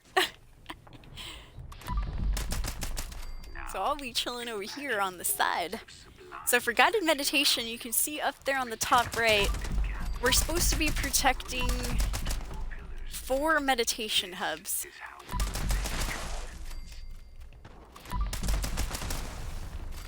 I'm currently at the side meditation hub. So we just gotta do our best to make sure none of these enemies get through. So I'll be doing a lot of VATs here. I know, dude! I was hoping for... I mean, I knew they weren't gonna do any remakes of like Fallout 3 or Fallout New Vegas or anything. Because Todd Howard said recently in an interview he had no plans to do that. But the announcement that I was waiting for is I was hoping we get a little tidbit more of Elder Scrolls 6. Even if it was the exact same thing that we had seen, you know, previously, I would have been cool with it. But nah, man, they didn't show anything about Elder Scrolls 6 yet. But I feel you, I'm waiting too. I'm excited for that. But I'm also cool with them taking their time because I want them to make it good, you know? I mean, I love Starfield. I played Starfield. We streamed it. We even did Shattered Space a couple months ago too, but I mean, oh man, for some reason, like I would like to get back to another playthrough of Starfield, like an evil playthrough. But it just, I guess it just didn't grab me as much as I thought it would, you know? Don't get me wrong, I liked it. I had a lot of fun with Starfield. It's a good game. And I would play it again. It's just, for me, it's not, I don't have that same drive to replay it like I did with, you know, Fallout 4 or Skyrim or even Oblivion and stuff.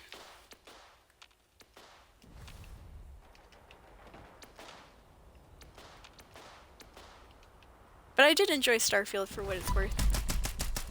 But anyways, going along with that, I want them to take their time, you know, just with Elder Scrolls 6, like, to make it right, please. You know, make it kind of like Skyrim, of course a little different, but, you know, get the nostalgia factor going in there.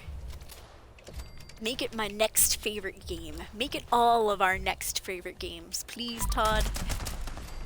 I don't care if you have to give up support for Fallout 76 for a while, too. I'm fine with that. Alright, any enemies back there? Nope.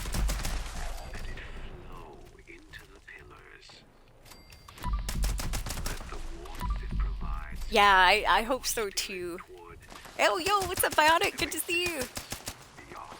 I hope so, too, Biotic. I hope they do right by Elder Scrolls 6.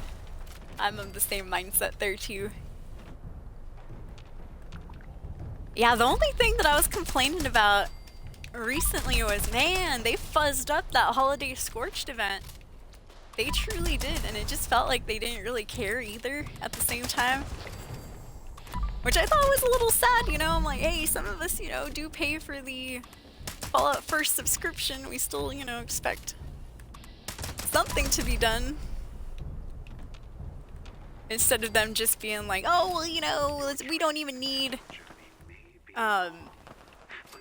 we don't need Holiday Scorch. We'll just give you guys that wrapping paper for free.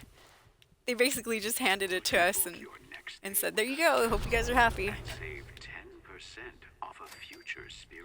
Which, you know, everybody's probably right. They're probably on, you know, Christmas break themselves. Nobody wanted to deal with it. I get that. I get that. And the other thing that's disillusioned me about 76 is the fact that we're going to be able to pay for levels. I'm not sure what update that's going to be, but sometime in the future, you'll be able to pay for levels at 150 atoms each. Which 76 always said that it wasn't going to be a pay-to-win system. It was just going to be, you know, pay to maybe jump a little bit on the scoreboard, pay to get more decorations for your camp, things like that. Now it is going to be a little bit pay to win, which I thought was sad. Yeah, Skyrim's amazing. Yeah, I love the little side missions too on Starfield, the abandoned ships, That one side mission where we found that floating AI out there, and we had a couple different options on what we could do with it. Yeah, I love some of those too. Good missions. I even enjoyed the Shattered Space DLC. That was fun. But yeah, it wasn't close to my favorite Bethesda game either. It was just a really good game. But I am glad that I played that back when I used to get high too. I used to smoke a lot of weed and stuff. I don't anymore. I had a health scare and so I had to stop. But back when Starfield first came out, I was still a heavy stoner. And it was nice getting stoned and like flying through space for a little bit. Doing some of those space battles. All stoned out of my mind. That was good. Good times, good times.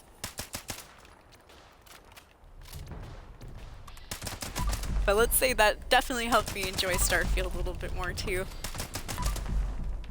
Follow my voice. Oh, get back here. My meditation. Let them calm you. And let me drink a little coffee.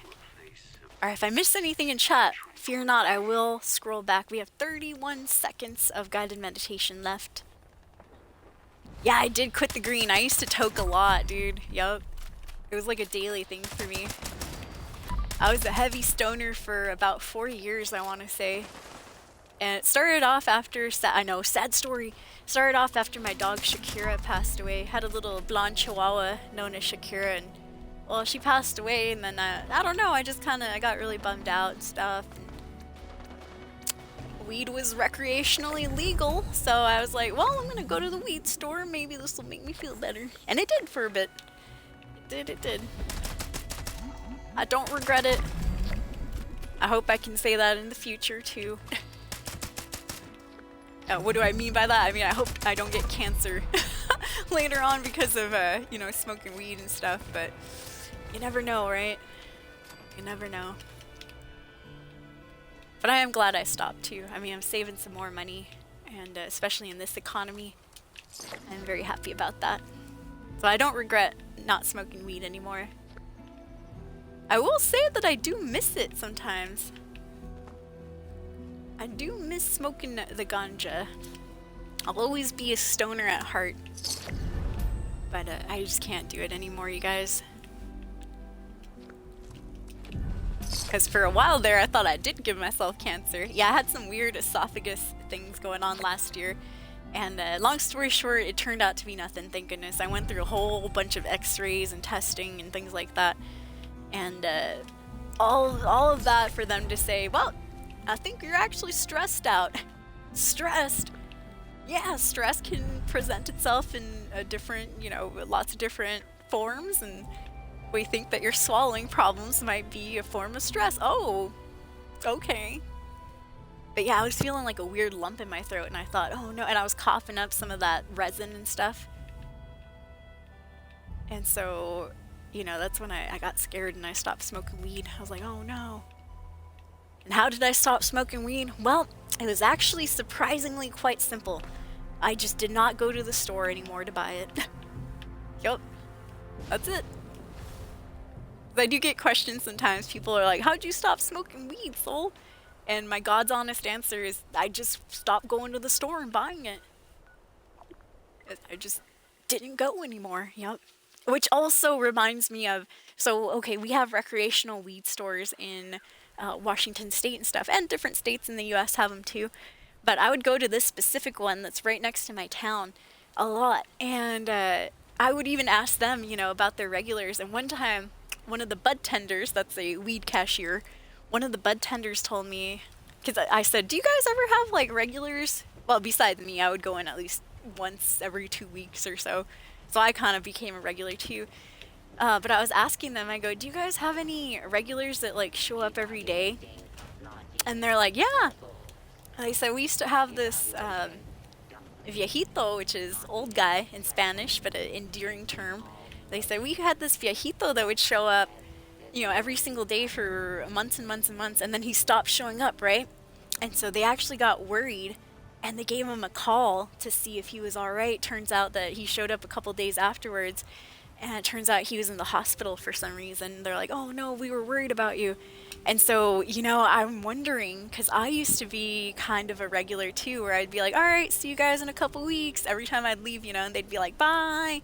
And some of them started calling me by my name and stuff too. And because I'd always order online. And I wonder, and I've put this thought out there too, I wonder if they ever miss me, you know, over at the weed store. I wonder if they ever think, like, what happened to Gina? Did she, like, hopefully she's okay. And so some people in chat were like, well, you should go back and tell them that you're okay at least. And I'm like, no, I'm embarrassed now. Because what am I going to say? Oh, I stopped smoking weed, you guys. They're going to be like, get out of here. You're not helping us. If you're not a customer, you need to scram. But no, I'm sure they wouldn't be like that. But I do wonder if they ever think about me sometimes. I think about them. I think about them. Alright, let me scroll up, you guys. I missed a few messages up here.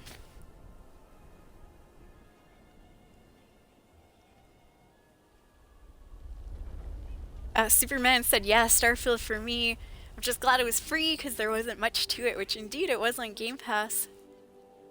Biotic Sage says, I hope they do right by Elder Scrolls 6. Indeed, same.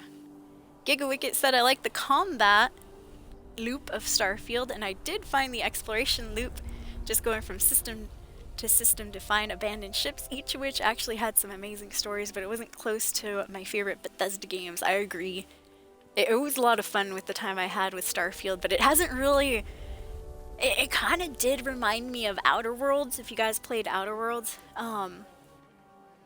Where, you know, you were just flying planet to planet and, you know, doing the stories and stuff there. It was a lot of fun. And I would say even better than Outer Worlds, but at the same time, I don't know why. It just didn't really, like, drag me in like some of the other Bethesda RPGs do.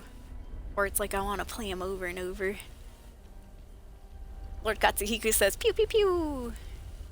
I'm doing good, Biotic. Thank you for asking. Yeah, I got a nice jog in today. Man, that weekend, the last weekend though that just happened, even on Monday, I was having some mean old headaches, escapees. I do apologize for not streaming. I had a fat headache on Saturday and then another one on Monday.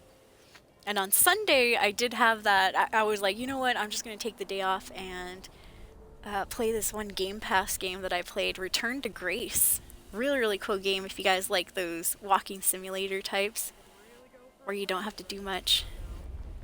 GigaWicket said, at least Elder Scrolls has an established formula. I hope they realize go big isn't always the move, right? A game actually as big as Skyrim with the benefit of 15 years of technology could be amazing. I think so too. Superman says it definitely isn't worth 100 quid a year. True. I just go month by month occasionally on the Fallout First subscription. I don't have Fallout First right now. Yeah, most people don't like play to win. Exactly, Biotic, and that's what they said they weren't gonna do with this game, and guess what they're doing? They're gonna make it pay to win. So I think they might be losing some of their players one of these days. You know what? Maybe I should take this junk and put it next to the vault, huh? So I don't have Fallout First right now. I can't, you know, exactly take all this stuff with me, but maybe a new player, if they jump into the server, would be able to make some use of it. Starfield was a good game for what it's worth. It's at least worth, like, one good playthrough, one solid playthrough. I enjoyed it quite a bit. I just didn't like how we really couldn't, like, customize our character all the way. I felt like even Oblivion had a better character customization. Oh my gosh.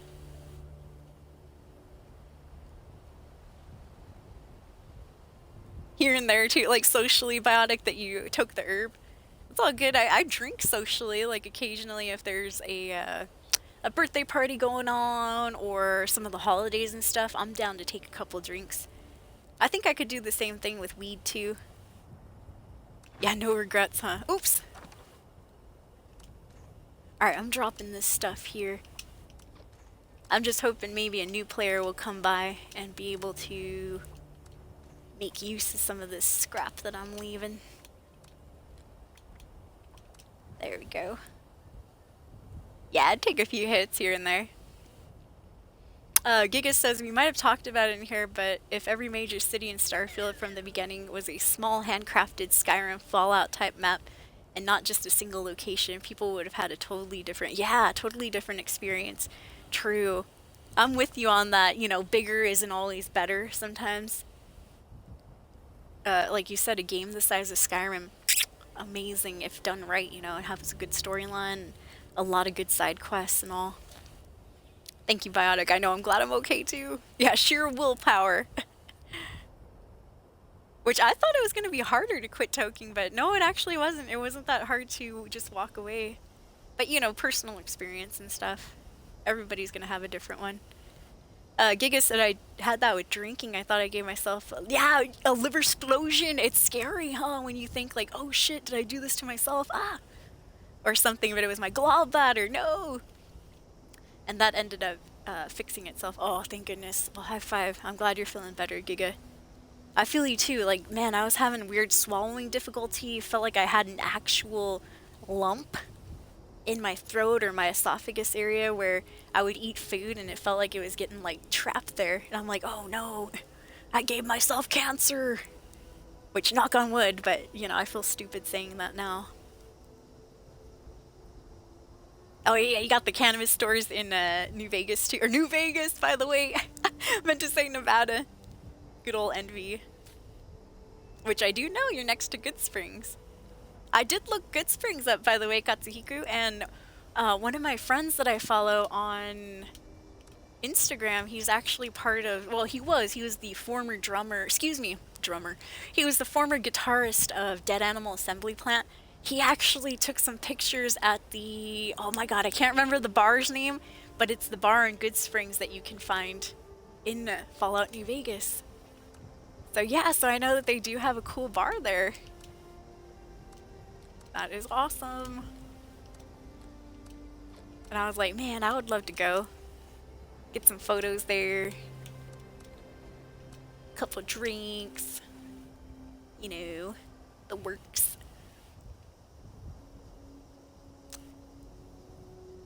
Giga Wicket said, write the weed store a letter in cursive with the feather pen. Yes.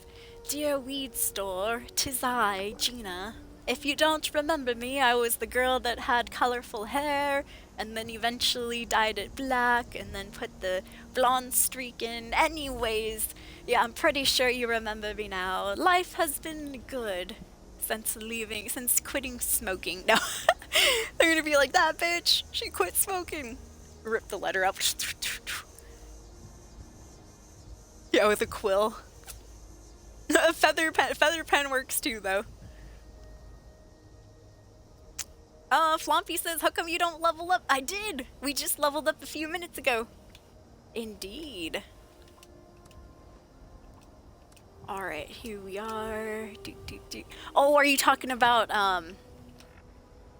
right here, the 336? It's because here's my levels, here's all of my cards right there. I am maxed out. I'm level 820 something. I haven't really checked. I've maxed out on all of my special cards here. Level 4, level 4, level 4, level 4, level 4, level 4. So all of these extra points that are right here, they're just for perk coins and stuff, basically. I'm pretty much maxed out is what I'm trying to say. So I just keep them all stacked there. I mean, if I was one of these people, because there are players that like to move around their legendary cards, but they cost these points right here, these perk coins. So I have 840. I like what my character is right now. She's got a good build. You know, I don't want to mess anything up. So that's why, long story short, I have not picked a perk in ages. Because I'm good with my perks. Yep. But yeah, so anytime I level up, it just adds another point into that. Adds another point, adds another point. So yep, I'm level 826 right now. I'm the stinky movie star. Yeah, the smelliest. You guys smell that? It was me! Just like, Jim Carrey in Liar Liar, I think, is where he says that, where he farts in the elevator. And everybody like looks around, they're like, mm. And since he can't lie, he's like, it was me! And then he walks out. I don't remember movie references all that often, but I do remember that. Alright, anyways, I'm leaving junk here. Okay. Yeah, 336 juicy levels. Pay to win has a different vibe when there's not any significant PvP. True. Concern is that it would slow natural leveling to push the pay levels. Biotic says I got too many games to play, so it's hard to keep up, especially with all the games on Game Pass, right?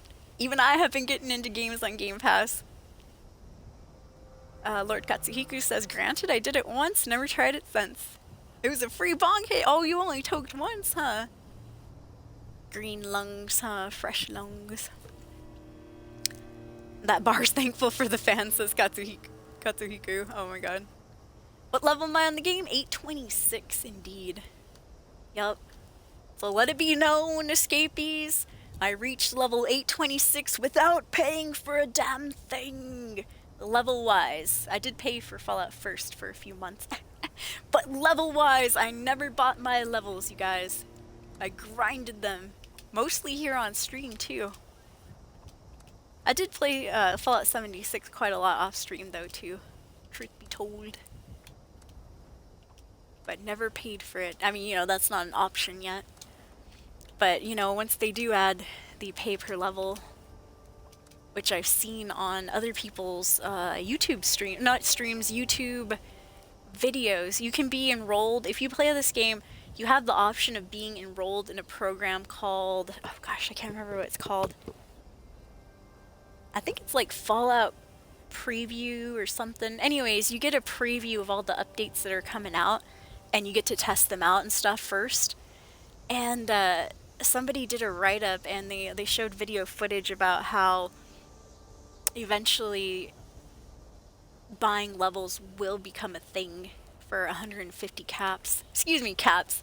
150 atoms in the Atom Store, which is kind of equivalent to $1.50 a level, which is expensive too, by the way. But, you know, I don't know, I'm a little, I wouldn't say sad about it, it's just,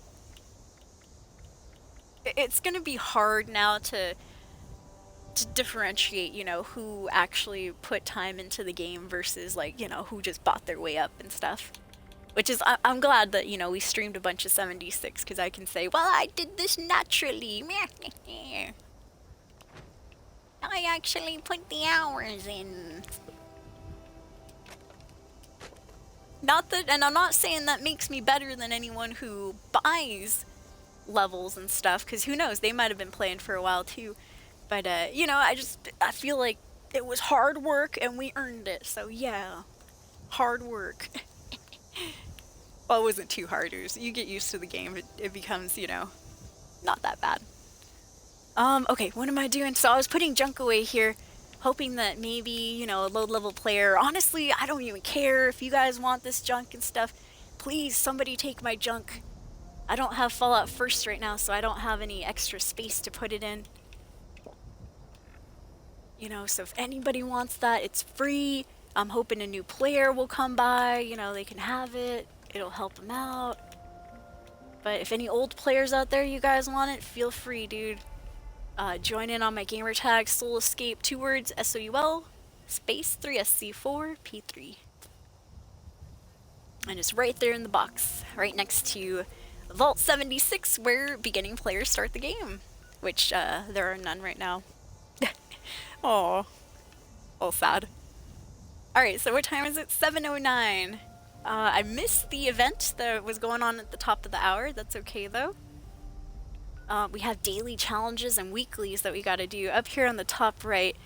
So, let me read that again. Have to do a daily ops sometime today. Cripple 2 Mirelurk limbs. Craft any flare at a Tinkerer workbench.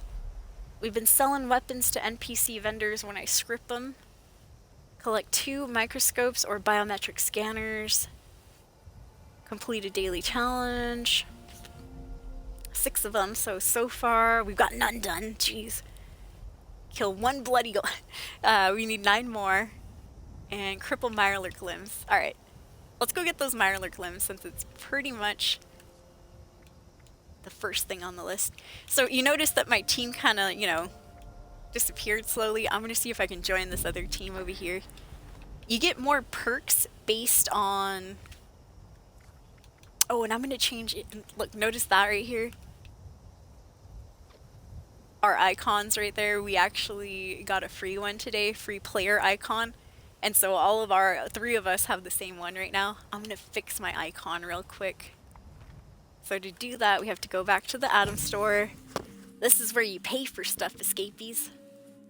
Yep, with atoms. The atoms that I have are right down there on the bottom right. I have 2,871. And the reason I have those atoms is because I was a Fallout First player. So when you buy Fallout First for, I think it's like 13, 14 bucks a month, they give you like 1,500 atoms. They like to say, you know, it evens out a bit. And I'm like, Alright, what was I gonna do? Oh, yeah. Okay, my icons. So right now we all have the free icon equipped, but this is the list of icons that I do own.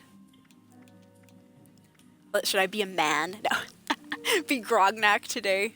I do have the outfit on.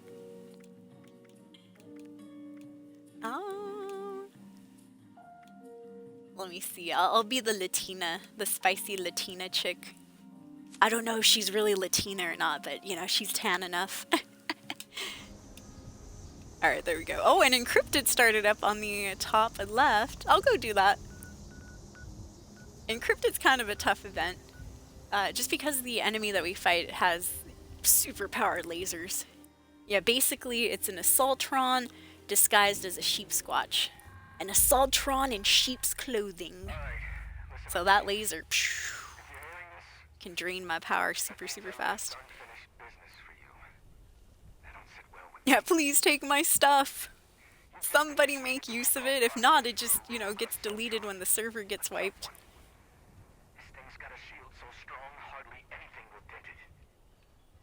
Yeah, true. I think going along with what GigaWicket said about the pay-to-level stuff too, I think, you know, it'll make a few players mad, but then people will get over it. They're gonna be like, oh, well, who cares? Even I'll get over it eventually too. Indeed. Deep pocket spending, right? It's the whales paying for the game. What was your reason for, like, never trying this out, Biotic? Just curious. I don't blame you or anything. This game had kind of a rough launch. But I still enjoyed it quite a bit, though. I had a fun time. I played... Now we're talking about paying again. I played this during the beta and the stress test is what it was. I still have the stress test installed. And the stress test was just to see if there were, you know, any difficulties with the servers. So these servers in Fallout 76, the max that they can hold is 24 people. So it's not like huge servers like ESO is. It's a bit smaller scale for sure. Which I liked ESO too. The only reason I don't play it anymore is because I got so far behind. And if I want to download all of the add-ons that it has now, whoo, I saw it one time, it was like 100+ gigabytes. I was like, passed out. Passed out. Yeah, paid levels were gonna be for people that are busy and have the money, right?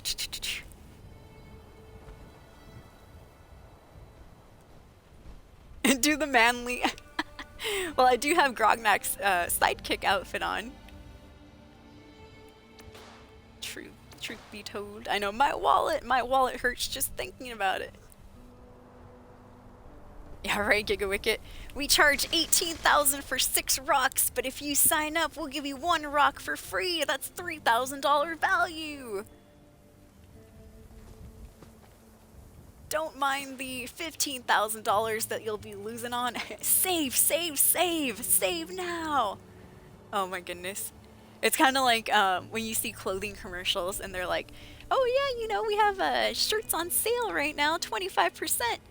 And you're saving money. I don't know. Somehow they skew it so that it's like, you're saving money. You're losing money out if you don't buy it. You're like, what? I know. And by the way, you guys, thank you for hanging out today. We're back on Fallout 76 for a little bit, but fear not if you were here during my Baldur's Gate 3 streams and you want to see what happens with Baldur's Gate 3. I will be back on that sometime this week. I will also be starting up a new old Bethesda game on stream. That's just so we don't have to keep playing 76 forever and ever and ever. You know, we'll mix it up a little bit. I was playing nothing but Baldur's Gate 3 streams recently, and I just, truth be told, because I like being transparent with you guys, like, I started losing followers, and you know, I don't want to lose my Bethesda followers, and I don't want people thinking that, hey, I'm stepping away from Bethesda games and from software, because I'm not. You know, I'm still here. I just got really into Baldur's Gate 3 storyline. I loved it. Alright, I'm gonna switch to my Tesla rifle. Because there's a couple of bots that you can get that are all clustered up, like this little guy, all these guys here. If we're lucky, we can get a bunch of experience points off of them.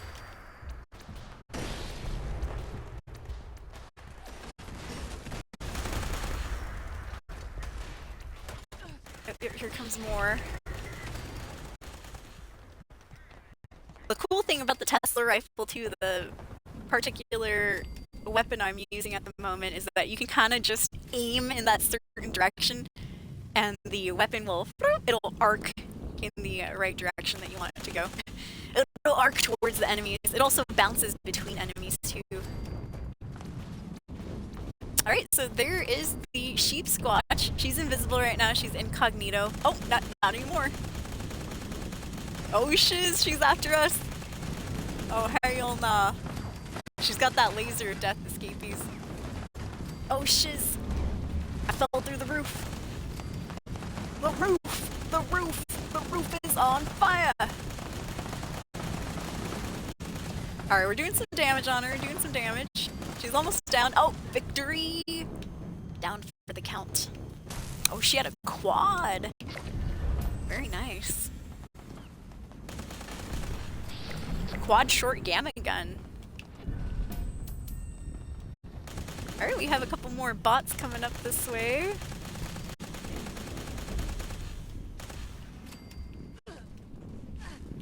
Woo!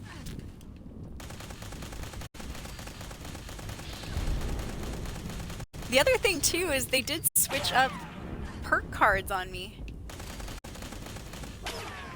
So in that level up screen that I showed you guys about like 20 minutes ago or so, you guys got to see my perk cards for a little bit.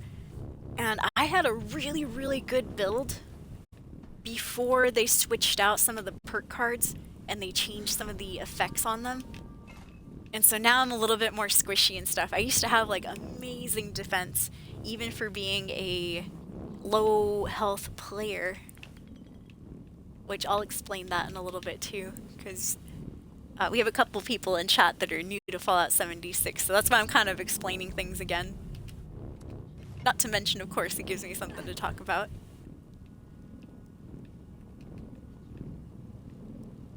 Alright, I think we're done here, pretty much. I know, I remember you were in there, Giga Wicket. We had some good conversations.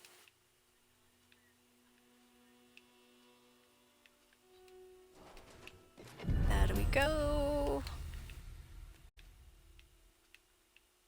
And thank you for being there. Thank you for being in the background, or, you know, having me in the background. That's how I watch a lot of streams too myself, is usually I'm doing something else and I'll just have a stream like droning on in the back. I'm not too active anymore in watching streams. Alright, so where are we? We're right here. I'm gonna move on down this way to the Lewisburg station. Let me see if this group of Mirelurks that I know lives nearby is there right now. Yeah, thank you, Katsuhiku. Thank you guys for lurking, being here, participating in chat. See, and then switching out from games like Baldur's Gate 3 over here to Fallout 76, it just, since I've played this game so many times, it allows me to talk to chat more.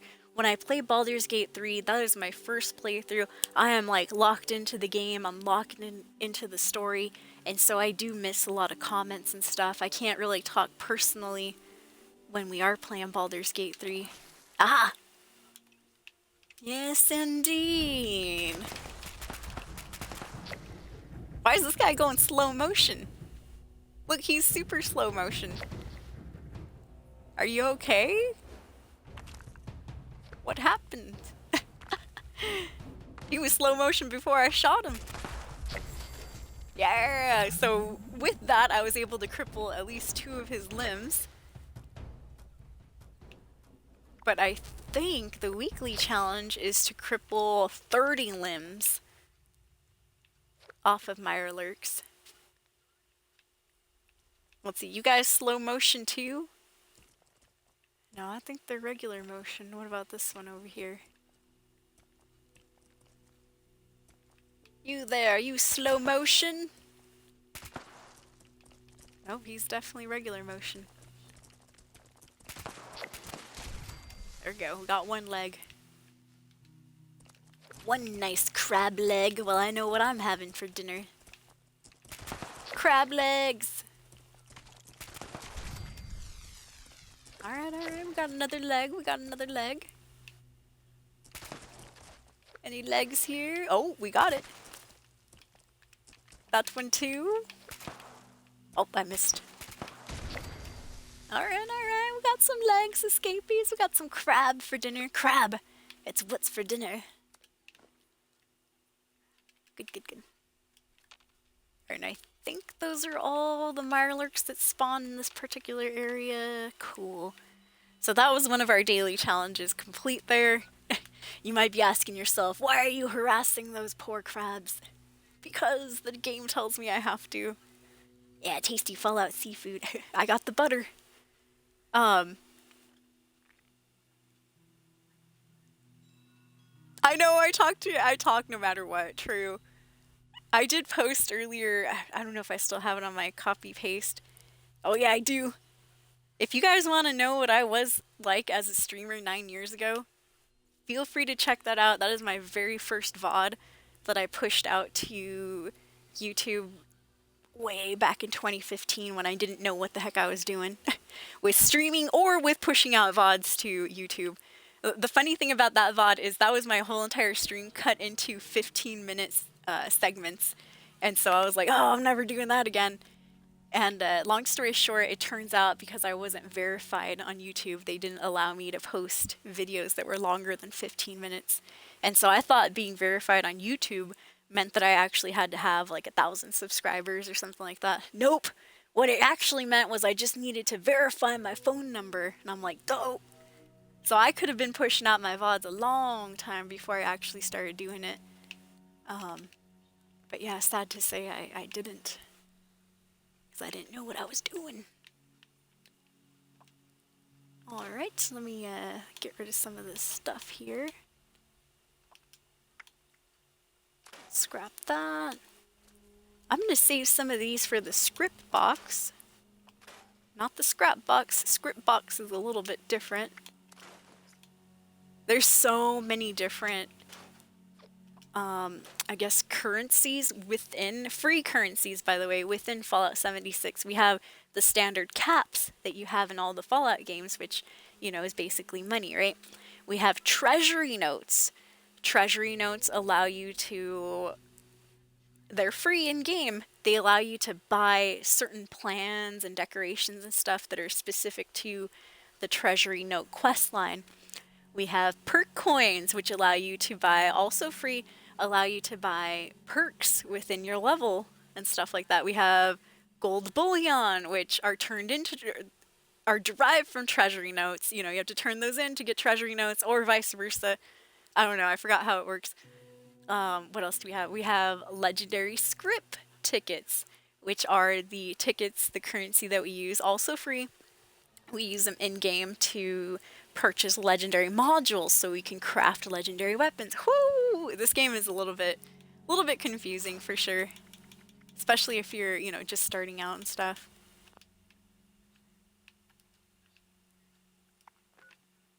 Hey, I have that same bag. Look, this person left their things there. I don't want them. They're plans that I already know. Plans are basically a lot of times decorations, sometimes they're recipes as well. Oh, One Violent Night started up. I think I'm cool. I'll go ahead and skip that event.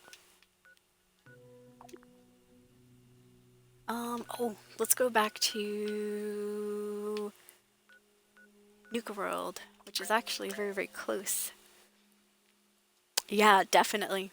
The good thing about these different currencies is that you don't really learn about them until you actually do the quest lines that are attached to them. For example, like the gold bullion, the treasury notes are attached to the Vault 79 quest lines, where you learn about the Secret Service who went underneath the vault. Legendary script you kind of learn about right off the bat as soon as you reach level 50. And actually, even before you reach level 50, you're always able to come over here to the legendary exchange. And for example, I'm going to sell, quote unquote, my Assassin's Caliber machine gun. It's just a 1-star legendary. You can have up to 4-star legendary weapons in this game. The 4th star is actually pretty new too, by the way. I know, see, confusing. But anyways, you can sell these and I'm gonna get 5 script tickets. So script box, scrap box, 2 different things here. Alright, but that counts as selling a weapon to an NPC vendor. So here, take that, that one too, take that one, and that one as well. I'll keep the quad gamma gun though. Might be able to use that later. I know, it's been an amazing ride, Biotic. 9 years. But if anybody wants to know what type of streamer I was when I first started out, whoop, I was quiet, wouldn't talk to chat. Oh my gosh. I mean, it's not that I wouldn't talk to chat, it's that there was nobody to talk to just yet in chat. And so, you know, I didn't know what to do. And slowly but surely, you know, throughout the years, I learned, you know, just talk about anything. Because if you sit there without saying, and this is for, you know, good advice in my opinion for streamers of any level, especially starting out streamers, you know, you don't want to sit and just not say anything during your stream. You don't just want to be like, because you might know what you're doing, but your viewers, sometimes they come in from different games, they don't know exactly what's going on. They want to hear your thoughts, your opinions. And that's what I had to learn as a streamer myself, is I would watch, in particular, one of my favorite streamers from back in the day. Sad to say he doesn't stream anymore, but one of my favorite streamers, Man vs. Game, he taught me that. He didn't specifically teach me that or anything, but just by watching the type of streamer he was, and the fact that he would think out loud, and he even mentioned that he was just thinking out loud. He would hate when people backseated him. I kind of got that way too. Because, you know, he wanted people to, I guess, you know, understand what was working on in his mind while he was playing a particular game and stuff. And so I learned from him that you have to kind of like think out loud. You have to talk out loud. And it's true, because I have watched streamers that don't say anything for, man, like a good 10 minutes. And what I learned from that is you don't get to learn about the person. You don't know what their voice sounds like. You don't know if they're funny, if they crack jokes occasionally. You don't know anything about them if they don't, you know, say anything. And so I learned not the hard way, but it took me a while to finally figure out that, you know, I actually have to talk. And which is crazy, because I'll be 100% honest, and a lot of times people don't believe me, but I'm actually a huge introvert in real life. Like when I am playing games by myself, and, you know, nobody's around, of course I'm not like just chatterboxing, like, blah, blah, blah, blah, you know, I'll let out the occasional laugh, or like, you know, be like, oh no, you know, if I go and croak and stuff, but I'm not like talking like I am on the stream. And so I kind of also, I don't know how to answer the question when people say, are you your genuine self on stream? Like, I like to say, yes, I am. But at the same time, no, I'm not, because I don't talk a lot in real life. I don't really have a chance to converse out loud with people and stuff. But if I did, if I had more friends, if I had real people to talk to in real life, I would be like how I am right now. So, it's like yes and no. But, I never know exactly how to answer that. Or when people are like, are you your genuine self on stream? I like to feel like I'm my genuine self, but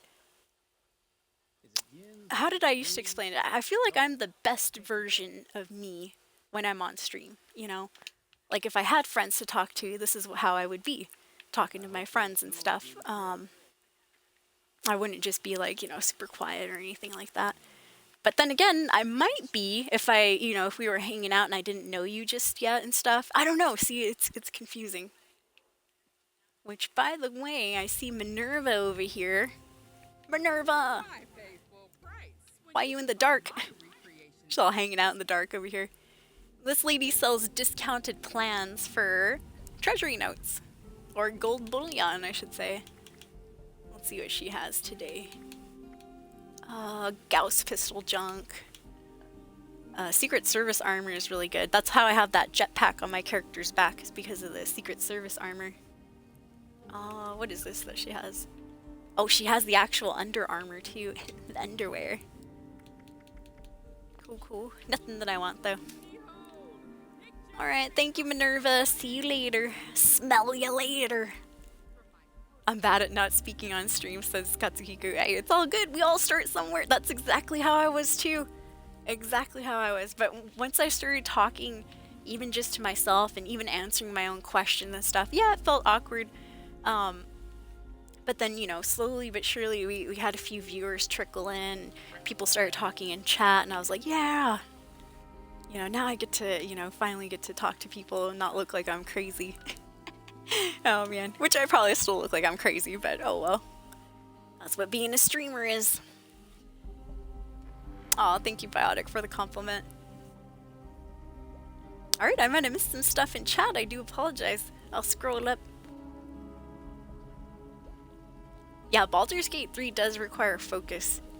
And I don't want to miss anything because I'm so, like, enthralled with the story and stuff. I don't want to miss anything in the story. Oh, you know what I forgot to do, you guys? I forgot to get my buffs. So if you sleep for a little bit, you get a buff that boosts your experience for the next hour by 5%. Yeah, chuggity chug chug.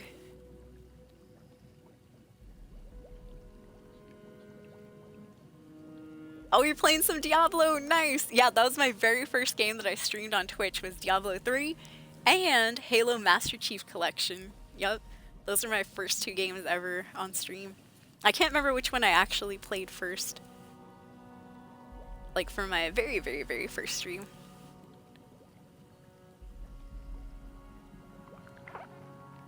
Giga said I played this game in beta and then again on release, then took a long break. I'm on a long break again. I don't blame you. I take breaks off of this game too. Always overwhelmed, but it's always, it clicks real quick. Yeah, right? I took a long, like, probably year and a half break. Sometime, gosh, I can't remember, like at least a good 2 to 3 years after Fallout 76 came out. I took a nice fat break. When I came back, there had been a bunch of updates too. And once I got used to the updates and everything that was new, it clicked, like exactly like what you said. True, true. Yeah, the 4-star was indeed always visible. Always visible, but they never, had any legendary perks out for it. But yeah, you're right, Giga. And thank you, Biotic Sage, for the compliments. You've always been an awesome person too. Thank you for being nice to me. Yep. That's all I hope for, you guys. I want to be nice to people. I want people to be nice to me too. We used to have, so I used to stream first-person shooters for a while, And like I said, Halo Master Chief was also one of my first games that I started back in 2015. And so from there, I also started playing, if anybody remembers, a lot of people hated it. I thought it was a great game. I don't know. I played and streamed Call of Duty Advanced Warfare, the one with the exosuits where you could like, fly out of there. And I had a lot of fun with it, but we did get a lot of trolls. We did get a lot of people that wanted to 1v1 me, and sometimes, if they bothered me enough, I'd be like, okay, and of course, they'd always kick my ass, and I'd be like, see, I mean, come on, I'm gonna play the same as I play the game. I never said I was good at the game. I was always, like, hey, I'm just trying, as long as I'm not on the bottom. Just like when I played Chivalry 2, like a month ago or so, I'm like, hey, as long as we're not on the bottom, I'm good. But yeah, I got a lot of people trolling me when I was streaming the first-person shooter games like Call of Duty. I forgot what Black Ops it was, but I played a little bit of that too. And that was years and years and years ago. And so from then I switched straight over just strictly RPGs. I'm like, nope, single-player games. Had people coming into the headset saying crazy stuff. Oh my gosh. It was quite interesting times. Yeah, I agree with Biotic. Biotic says the only thing I can say is talking on stream is a way of entertaining. Otherwise, your audience won't get to know you. True. As well as just an opinion from what I've seen from other streamers. Yup. Yeah, jetpacks. Biotic himself tried streaming around 2017. Wow! I had no idea. That's cool, Biotic. Well, I would have stopped by your stream. GigaWicket said, I remember just before the last time I quit, I found a discontinued power armor jetpack. Nice. I can't remember the exact details, but it might have been excavator. Ooh. So like a legacy excavator jetpack? Hell yeah. Anything that you can't find in the game anymore is known as a legacy item. For a while, for a long while. Oh snap! Woo! Hark now, Biotic Sage with the gifted subs. Well, thank you so much, Biotic. Woo! Escapees, anybody close to your keyboard, please drop some love, some hype, some emotes of any kind. Thank you for the 10 subs, Biotic. Dude, it helps out so much. Thank you. I appreciate that. Oh my goodness. Thank you, Biotic. You are a blessing, dude. Woo! Escapees, please drop them emotes. I want to see that love for Biotic Sage right there. Holy crap, 10?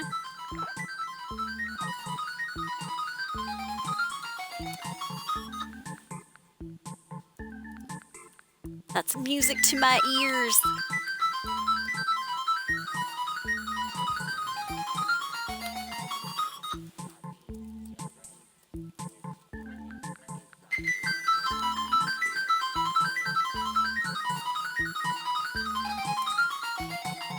There we go, I'm trying to type in some emotes here too. Slowly but surely.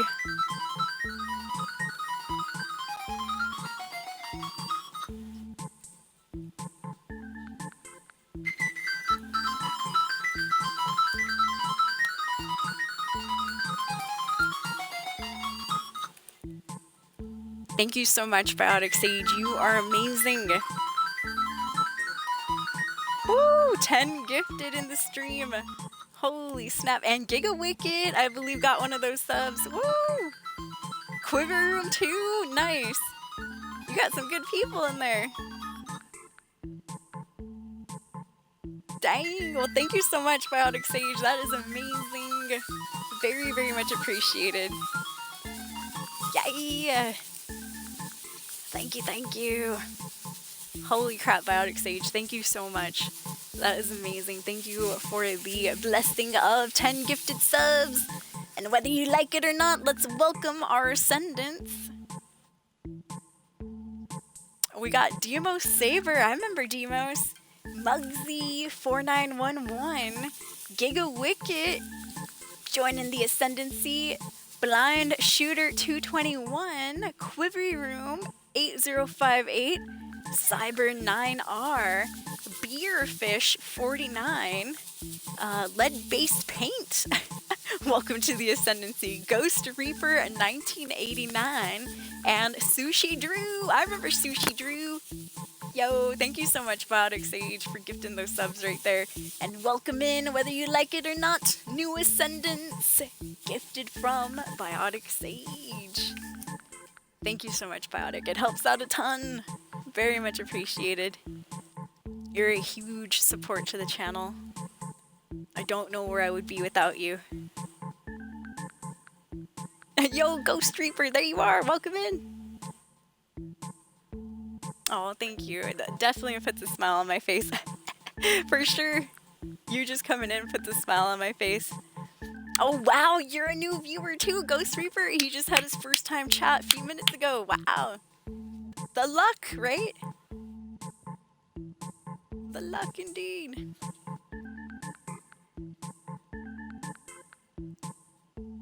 But yeah, it just, honestly, it takes practice. And like Biotic Sage said up there, it is good to learn from other streamers. I myself did too. Yup. I learned from mostly Man vs. Game, and then he had friends that he streamed with too that I started watching. If anybody knows Ezekiel the Third and Sour Kool-Aid Show as well. Which do I have? Oh yeah, I have Sour Kool-Aid Show's shirt on right now. Not his actual shirt, but it's one of his stream emotes. Yep. Oh, it's his shirt that he gave me a couple years ago. No, I'm just joking. No, actually, funny enough, funny story here. I won this shirt off of a giveaway that was in Sour Kool-Aid Show's stream. Yep, Arcane Oracle was hosting that giveaway. Yeah, a little fun fact about the shirt there. If he's streaming, I'll probably host him after I jump off as well. Which he is streaming right now. Cool. Attention, citizens. Nuclear strike imminent. But yeah, I had no idea that you tried streaming too, Biotic. I would have watched you. At your earliest convenience. Giga Wicket said, I remember just before the last time I quit, found, oh yeah, that Legacy Jetpack, huh? For 30,000 caps. Dude, that's amazing. Lord Katsuhiko still plays Diablo 3. You know what's funny? I have Diablo 4, and it's on Game Pass too, but I just have not played it. I know. I don't know why. I think I was saving it for stream, and then a bunch of other games ended up coming out, so I ended up playing those other games. Which is what happens a lot too. Yeah, thank you again, Biotic Sage, for the 10 gifted right there.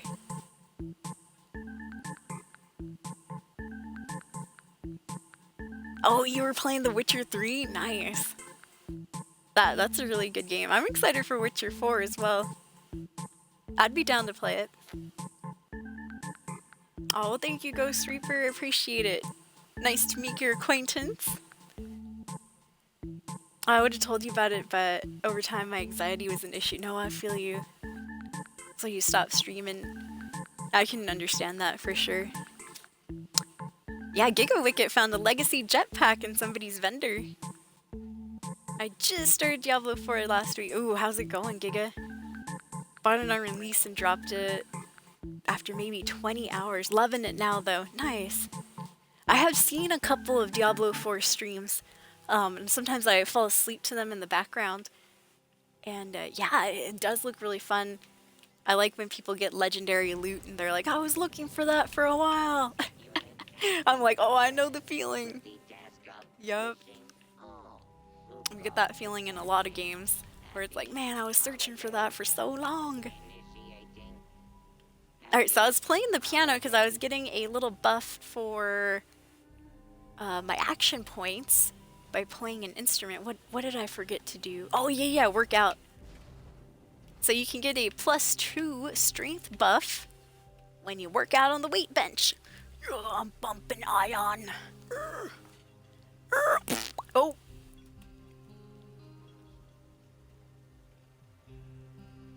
Katsuhiko said the best console port apparently is on Switch. Nice.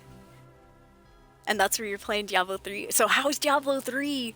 You know, now that it's been so many years, is it still holding up pretty well? I love the story in Diablo 3.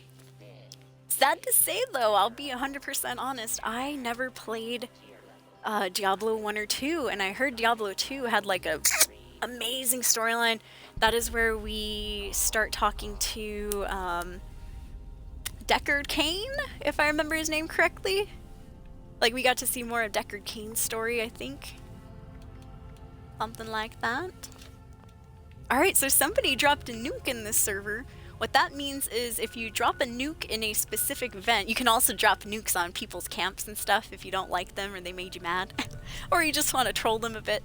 But you can drop nukes pretty much anywhere on the map except for there's like certain safe zones. We won't go into that. But if you drop them on specific enemy areas, it'll start up an endgame event. So this endgame event is called Scorched Earth. I'm gonna travel, if I fast travel here for free, I'll be in the nuke zone, so I'll take a bunch of radiation. So I'm gonna travel to the drop site here, but it will cost me 40 caps. 40 caps! What does it look like I'm made out of gold? Oh, so the switch port's going well, huh? Includes everything DLC related. Nice. Gotta get them good DLCs. Hell yeah. I heard the Switch 2 is coming out. That's gonna be interesting. And the Switch 2 is gonna be able to play games like Starfield. Which I was like, damn, it's gonna have some good ass graphics then. Because Starfield, woo! That's out in space. A lot of, I would assume a lot of things need to be loaded and rendered in and all that, so yeah, that's quite interesting.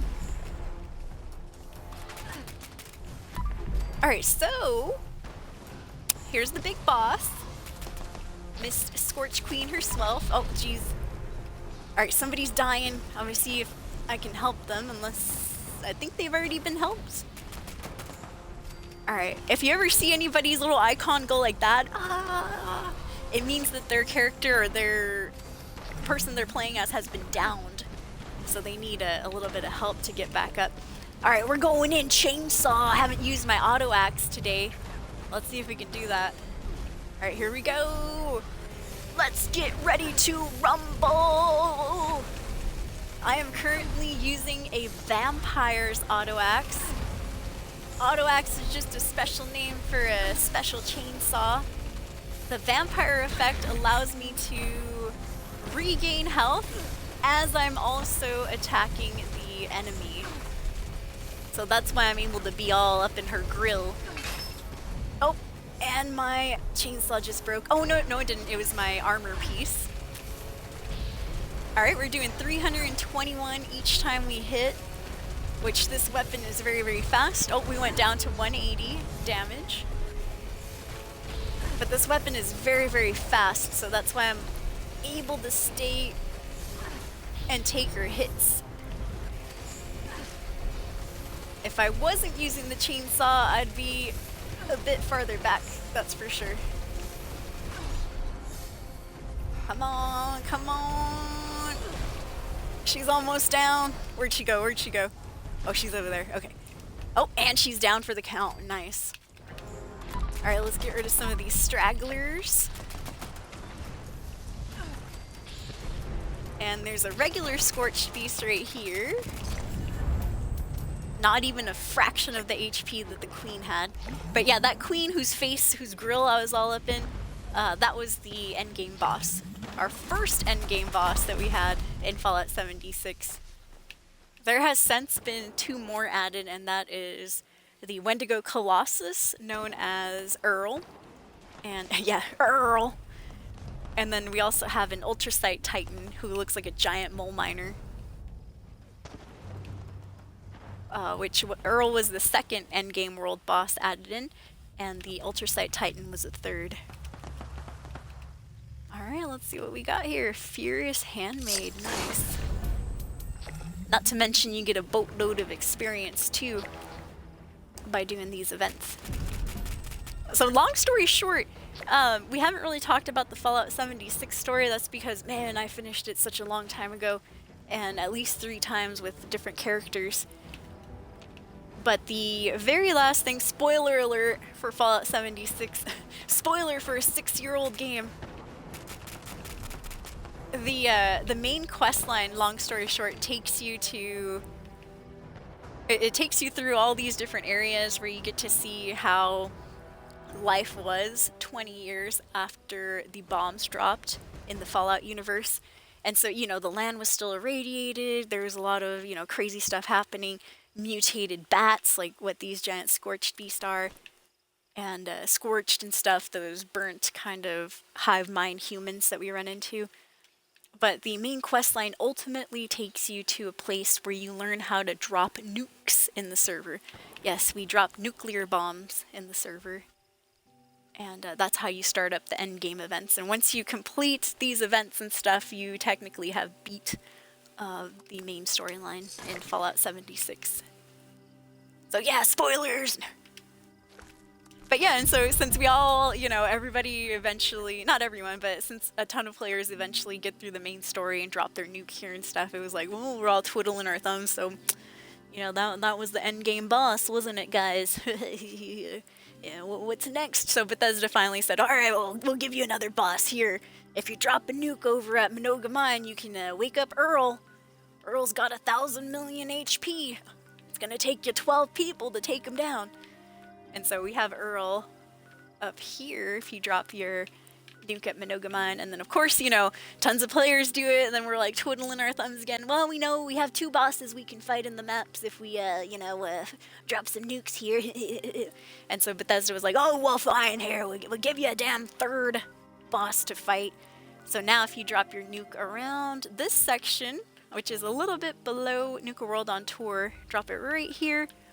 It wakes up the 3rd Ultrasite Titan boss, so the giant mole miner boss, which once again, just a huge tank, basically.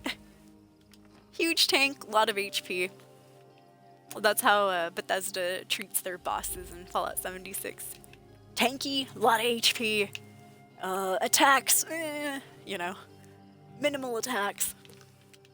Just give it more health. Are you sure, boss? Yeah, lots of health. That's what the players like. They want to spend 15-20 minutes fighting this thing. Do you want to give it more attacks? No, just more health. Okay, boss. Alright, Mr. Howard. We'll give it a lot of health. More health than the last boss. Okay. Yeah, we'll make sure you need another player to beat it. Oh man, good times. No, I feel you too. I know Biotic was saying it earlier.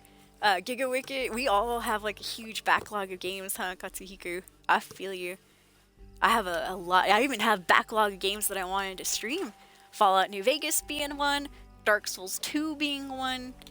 I even wanted to play a little bit of Ninja Gaiden Black, which just came out on Game Pass 2 after that developer direct. Yeah, there's a lot of games that I'd like to play. Oh man, Indiana Jones. Oh, that's a new Bethesda game that's also on Game Pass. Oops! Oh my gosh, I didn't need it, but I scrapped a mod on accident. None of the mods in chat. Yeah, the mod in the game.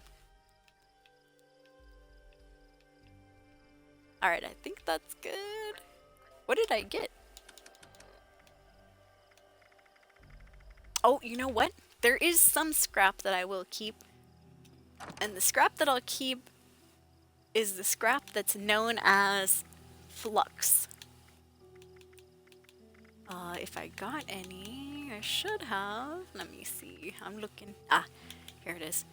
So, flux in this particular game only is dropped when you defeat one of these endgame bosses and complete the events like Scorched Earth or Earl Williams event or the Ultrasite Titan event.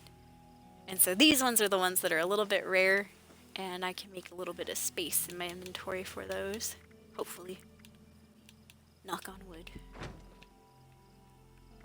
Alright, let's get out of here. What time is it? 7:54? So every 20 minutes a new event in the game starts up.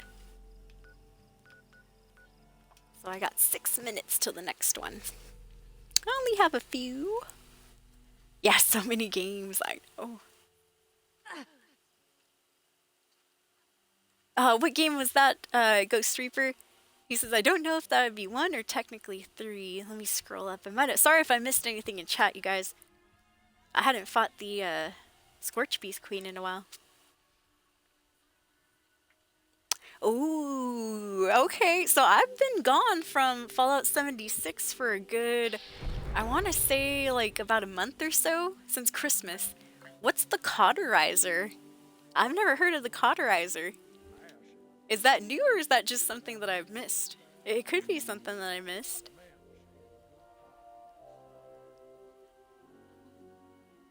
Oh, yeah. Okay, so just rolling that back too with what Ghost Reaper is saying. He said, yeah, thanks to the raids, caps are never an issue. I'll be 100% honest. I've been around since the new raids have gotten, started up and all that. Dude, I suck at raids. Yup, I have not been past the first level. I need like a good team that's gonna carry my ass. I'm terrible at the raids, and it might be because I'm playing a bloodied character. I did say I was gonna get into that, talking about why I have such low health and stuff. But and you know what, I'll just touch on it real quickly. For any new players or I guess new viewers in the chat that haven't played Fallout 76, you might wonder, there's my character right there. I'm level 826, but look at my health bar. So notice everybody's health bar all nice and yellow, except for maybe this guy down here.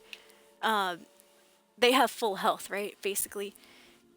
My health bar is small with a bunch of radiation to keep it, and that's very specific, that's on purpose, very deliberate, I guess is what I'm trying to say.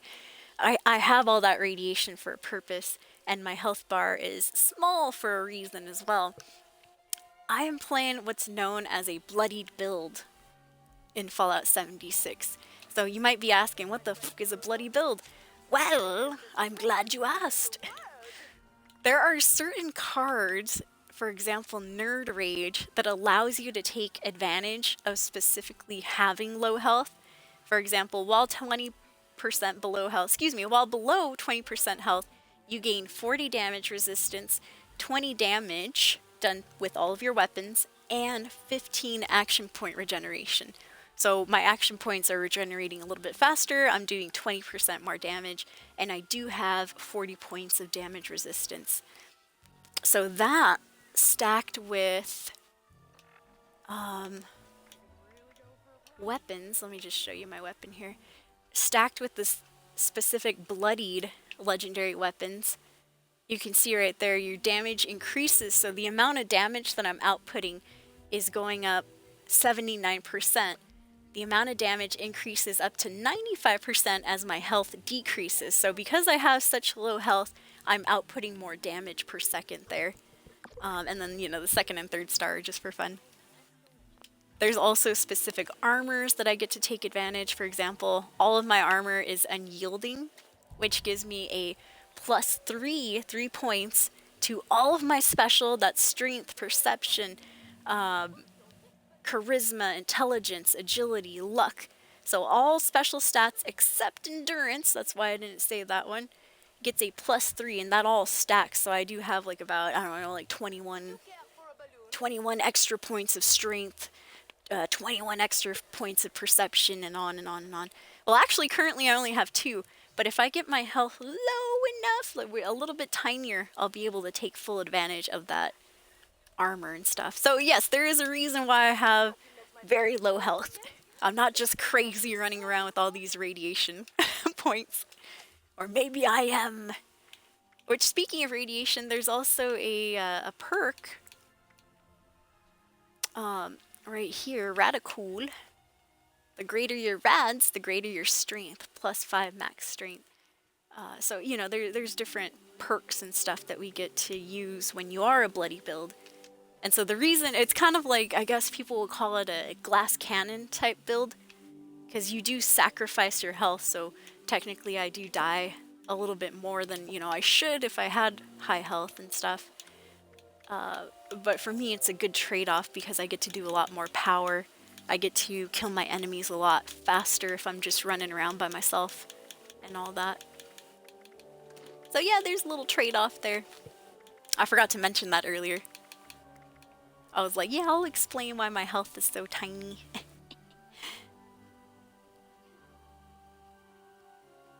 But because of that, I'm also terrible at raids. Yup.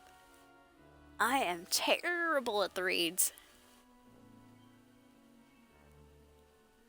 I went into the raid with my tiny little health, and oh man, none of those defense cards helped me out at all. I got taken out by the first boss like right away. And so I learned, I was like, oh man, I need to really... Granted, it was just me and one of my viewers, Quivery Room, who went in by ourselves. It was day one of raids. I was green to it. I didn't know what I was doing. And so day one of raids, me and Quivery Room went in as a duo without any other teammates because we were waiting for a while. We're like, come on, I gotta get some people in the raid, come on. And nobody showed up, so I'm like, oh, how hard could it be? Let's go see. 2 seconds in, literally, I died. And I was like, whoa. And so I got rid of all of my rads, and I thought, oh, maybe I'll do a little bit better as a full health build. And I was able to at least, fight that first boss as a duo with Quivery Room for a little bit. But no, I wasn't able to. Both of us weren't able to get past that first boss. It was embarrassing. It was super embarrassing. I was ashamed. So yeah, I haven't done raids since. Just being honest there. Oh man, I feel you, Giga Wicked. I'm in the same boat with Elden Ring. I enjoyed Elden Ring so much. But then another game came out and I got distracted. I started streaming that. And by the time I went back to Elden Ring, I lost my fingers for it. Which means, I had to basically start over because my reaction times and everything was terrible after that. Wait a minute, what am I doing here?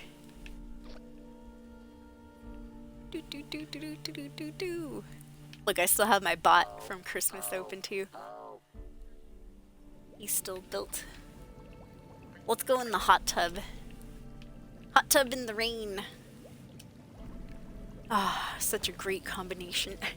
And hot tub in the snow too. That'd be hilarious. Yeah, same thing with me and Elden Ring. I loved Elden Ring so much, but then I started playing something else for a few months and we started streaming it. And not only that, I also had a huge influx of backseaters during Elden Ring. Oh my goodness, I could not stream, and it was always like new viewers too, which I feel bad telling new viewers, please no backseating, this and that. But man, people could not get enough of telling me how I was playing Elden Ring wrong. And I was like, it's not wrong. I mean, it drives me nuts a little bit when people say that you're playing a game wrong just because you're using like weapons that they wouldn't use. And so for the longest time I was using like a bleeding mace or something, and cuz I like the bleed damage, and they're like, "Oh my god, you're still using that, and you're all the way over here past the guy that had a bunch of arms coming out of his body. I forgot his name, Margit, or the guy after Margit. Yeah, just because I was using a mace for a while and stuff. You're playing it wrong. Why are you still using that? Oh, you're using the worst weapon. I was like, yeah, it's not the best weapon. Well, you should use, and I'm like, I don't want to use that. I'm sure it's an OP, amazing bleed damage katana, but I want to use this bleed damage mace. It's fun. Oh, but you need to use this instead, and I was like, okay, can I just play the game by myself? I was trying my best to be nice, and, it wears on you after a while, and so it was really easy for me just to, like, stop streaming Elden Ring in particular, and start playing another game. I can't remember, like, Starfield or something came out, and it was just really easy for me to be like, alright, we're gonna play this game instead, But yeah, I would love to go back to Elden Ring as well.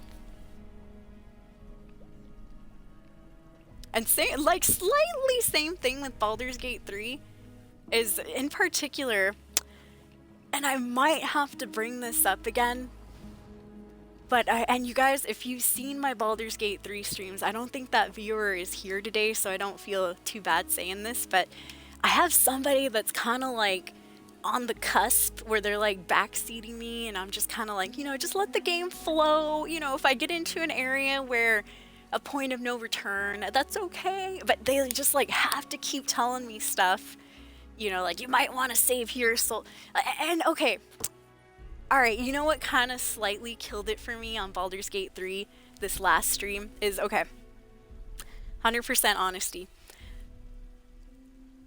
Apparently, I have not been using all of my, what do they call them? Bonuses, right? Apparently, I've not been using all of my bonuses this entire time I've been playing Baldur's Gate 3. And I was like, oh man, I had no idea, right? Because it just says when you play Baldur's Gate 3 and you roll your dice, you have a choice to use your different characters' bonuses. And so I've just clicked the X because it says add bonus and press the X button. So I pressed the X button and I thought this whole entire time, all 100 hours of my playthrough, I thought I was using the bonuses, right? And I haven't. And so somebody pointed it out to me last stream, and I was like, you know, I tested it out off stream and I realized he was correct. And for me, it was kind of like, I kind of wish I didn't know that. I wish I didn't know that because it would have been hilarious to go through the entire game, reach the very end, and then at the end, somebody says, by the way, Soul, do you know that you've never been using your bonuses this entire playthrough? Then I would have been like, oh my god, you know, it would have made such an amazing moment, at least in my opinion. But now that I know I haven't been using my bonuses correctly, I'm just kind of like, damn, you know? I'm like, man, I wish I didn't know that so I could continue the whole game.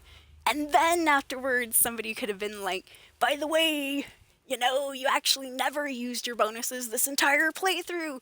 Then I would have been like, oh. Attention, citizens. But now I'm kind of like Nuclear robbed of that strike moment, imminent. which, you know, is a little bit Exit the sad. area Well, you know, it for happens though convenience. and stuff. But I mean, Thank you for your cooperation. that's why I'm kind of, I'll be honest, I'm kind of on the cusp of like, maybe, I know it's gonna sound horrible, but I might just ban that person and tell him like, hey, I'm sorry, you know, you've just been backseating too much.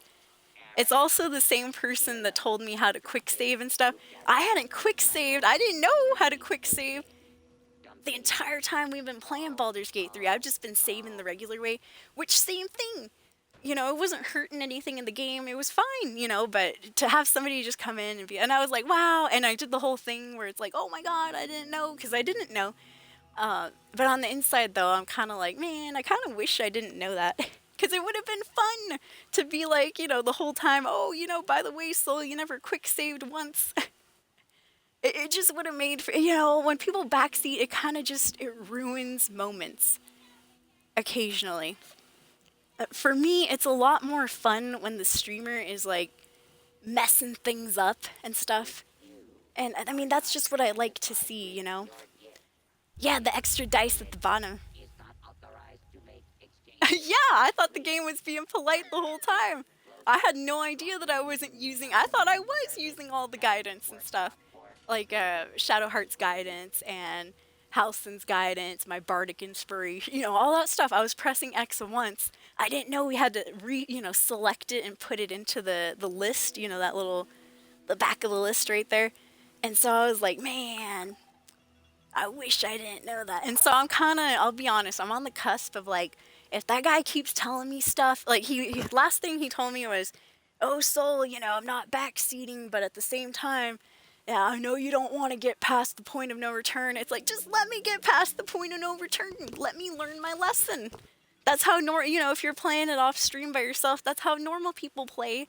You know, you don't got somebody helping you in the back, like, oh, where's the point of no return here? Yeah, I guess not the, okay, well, I don't enjoy tips either. Like, I wanted it to be a blind playthrough. No tips, no hints, no tricks. Like, if I do get stuck, I will ask people, like, hey, where is this and this? And then, you know, if nobody answers in chat, then I just Google it myself and all. But, man, I just, it kind of, like, I don't know. For me, it ruined, like, that moment. And I was like, damn it.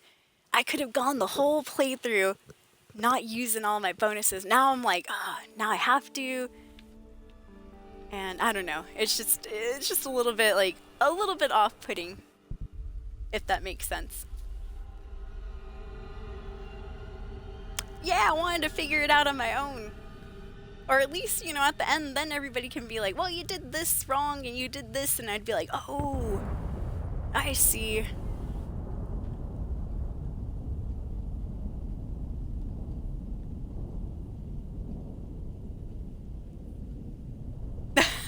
Giga Wicked said I'll keep that in mind and never bring anything up ever at all.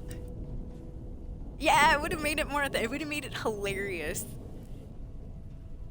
Yeah, they're too excited. And like I said, and I've told them before too, because I did ask them, you know, please, a little bit light on the back seating, you know. And they understood, and I said, I know, I follow like channel like Sour Kool-Aid Show, whose shirt I'm wearing today. He loves backseating in his streams, and like if he's playing Fallout and stuff, and I know what game he's playing, and I played it before, I'll backseat too, because you know it is fun and all that. But man, if you're in a stream where the person doesn't want to be backseated, oh my goodness, you know, I would never. So I don't know, we might not see that viewer again, or it just depends, you know. If they keep like, you know, kind of like giving me hints and tips and tricks and telling me, you know, what certain point I should do this and that, I'm gonna have to ban them and stuff, because, you know, I don't want to know. It's a blind playthrough. It's blind for a reason. Because I don't want to see. No. But yeah, so now I'm like, I'm kind of, I don't know. I don't know what I should do there, but we'll see. Because like I said, you know, that's why I'm torn, is because people, they just want to help and stuff, but at the same time, you know, you gotta follow the stream's rules. Because if I let that person keep giving me hints and tips and tricks, what's that gonna, you know, how's that gonna stop the next person that comes in? Oh, okay, I'll give this hint too then. And then pretty soon everybody's giving hints and tips. And then I'm having a miserable time. Uh-oh. Okay, my game froze for a little bit. Alright. Somebody croak? Oh no, they're fine. Alright, here we go. So, speaking of endgame bosses, this is that Ultrasight Titan that I was talking about a little bit ago. Alright, let's go on in. So, this was Bethesda's, or Fallout 76's third endgame boss. Yes, I did go inside him. Oh, inside. Oh, and I got killed. I paid for it. Oh, it was the radiation that killed me too. Rest in peace, you guys. I think that's like the second death of the day.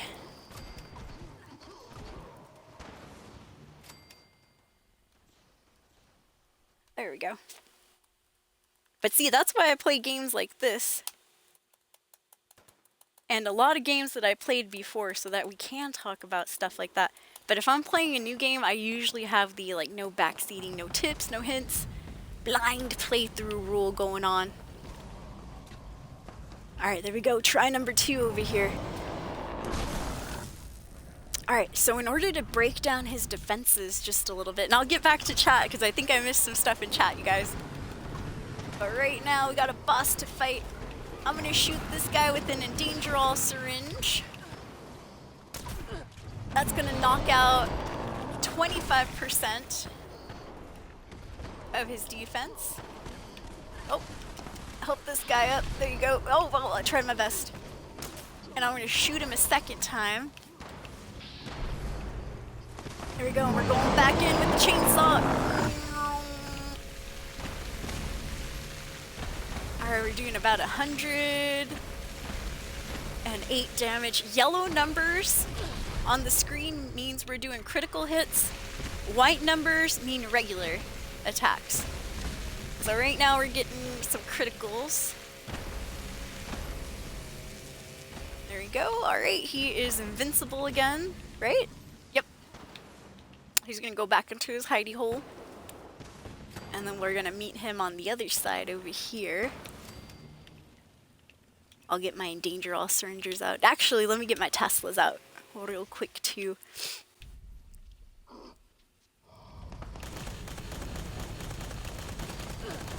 I know, I think it would have been hilarious funny. Not necessarily cool, but funny, because, you know, who doesn't notice that? Me! Alright, I'm just shooting around to get some experience. There we go, there's a bunch of mole miners, especially over here. There's some over there. Alright, we get that endanger all syringer in again. There we go.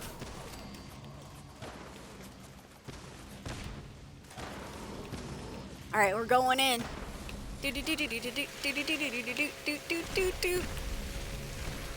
Yeah, the funny thing about this boss in particular is that you can actually go inside him. I think, is he still taking damage? No? Okay. He's done, he's going back. He just disappeared. The animation for him going into the hole didn't even play. Alright. Shoot around the battlefield right there.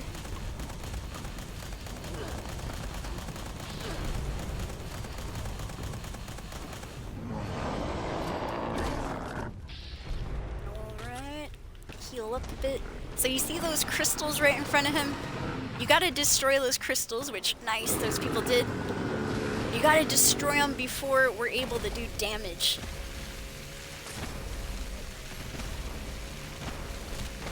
Alright, I'm only doing 75s. Let me back up here a bit. Shoot him with that endanger all syringer again. And in fact, I'll shoot him with a different one down here. Alright, I'm going in. Let's see if that actually makes a difference. Oh yeah, it does, 149. There we go, and he's dead. Alright, we'll help this guy. There you go. Stab him with a little stim pack right there. Nice. And GG, everyone. That was the Ultrasight Titan. Third endgame boss that was added in to Fallout 76. Oh, actually, it's a trumpet, huh? Yeah, good job, everybody. Good job. Woo! Got a nice pepper shaker from that. A little legendary weapon right there.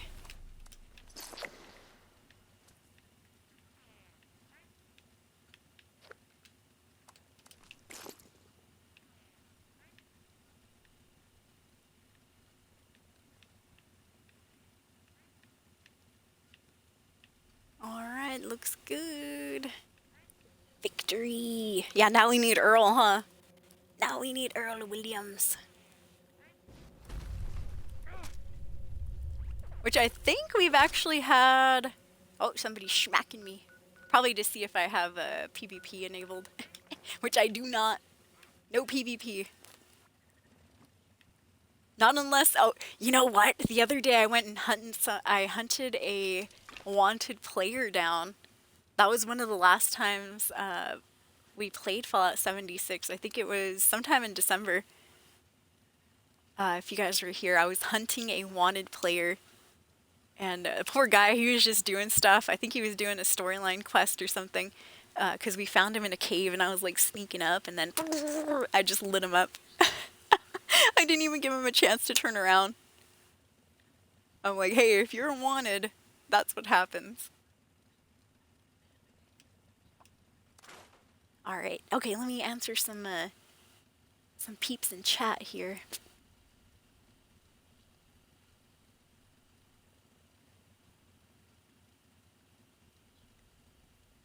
Yeah, when they spoil. Yeah, you know what was funny too? Back when I was playing Fallout 4, I had started that game up, that was like a good 6 years ago or so. Started that game up, and man, one of the very first comments, because it had been out for a little bit, just a few days, but people, you know how streamers like to like rush through games and beat it and stuff. So people had already known how the ending was. I think I started up Fallout 4 like 2 days after it came out, and right away we had somebody in the chat, and spoiler alert too, they're like, "Father is your son, father is your son, father is your son, father is your son," just spamming it, right? And I was like, I'm assuming that's a spoiler, and so I banned them, right? I was like, I have no idea what that person's talking about. But yeah, day one of me playing Fallout 4, father is your son, father is your son. And I was like, what are they talking about? I had no idea because, you know, I had just started up the game. I didn't know who father was. I knew we were missing a son.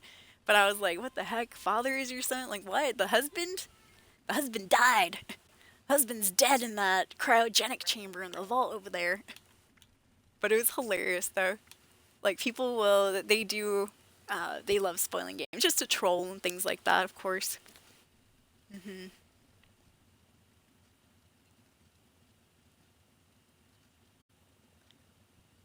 All right, just reading through chat and stuff. Yeah, I just want my first playthrough to be, you know, kind of like a blind playthrough. Like, you know, if people see things that I'm doing wrong and stuff, you guys are just supposed to laugh. No.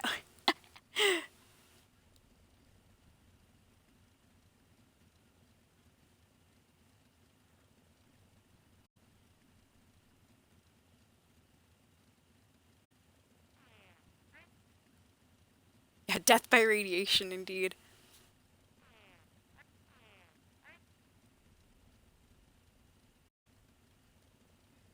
GigaWicket says, I hope you don't think I'm criticizing your take, your channel, your rules. But the way you said it makes them sound, honestly, well-intentioned. Well, okay, the thing about it, too, is that, like, I have told them, like, hey, please, no spoilers, please, no tips. You know, we had gone over it with that person already, and they just, like, keep doing it, though. So I don't think they are well-intentioned, but at the same time, they're a little bit like they're on that cusp where they're like pushing boundaries and stuff. Because even they're like, oh, I don't mean to spoil, you know.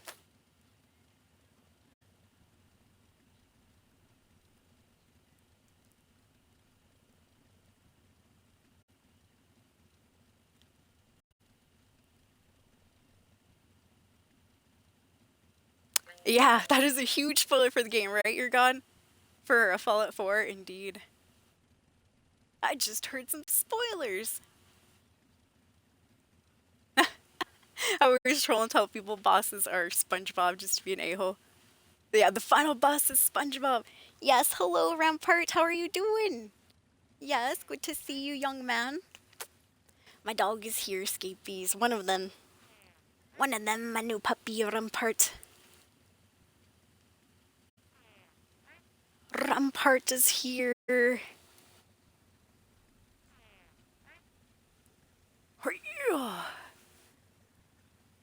If you guys want to see him. You want to see the stream, Remy? There he is, you guys. Oh, thank you. Thank you for the kisses. Thank you, young man. This is our new puppy, Rampart. He's actually the biggest one of the dogs that we have now. But he's also the youngest and the silliest, huh? Yep. Oh, thank you. Okay, at least you're not biting me now. That's good. Yep. This is Rampart. We call him Rampy.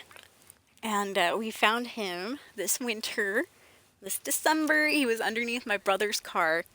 And me and Lady, my other dog, my brown dog, were out throwing the trash, right? And all of a sudden, Lady started making noise.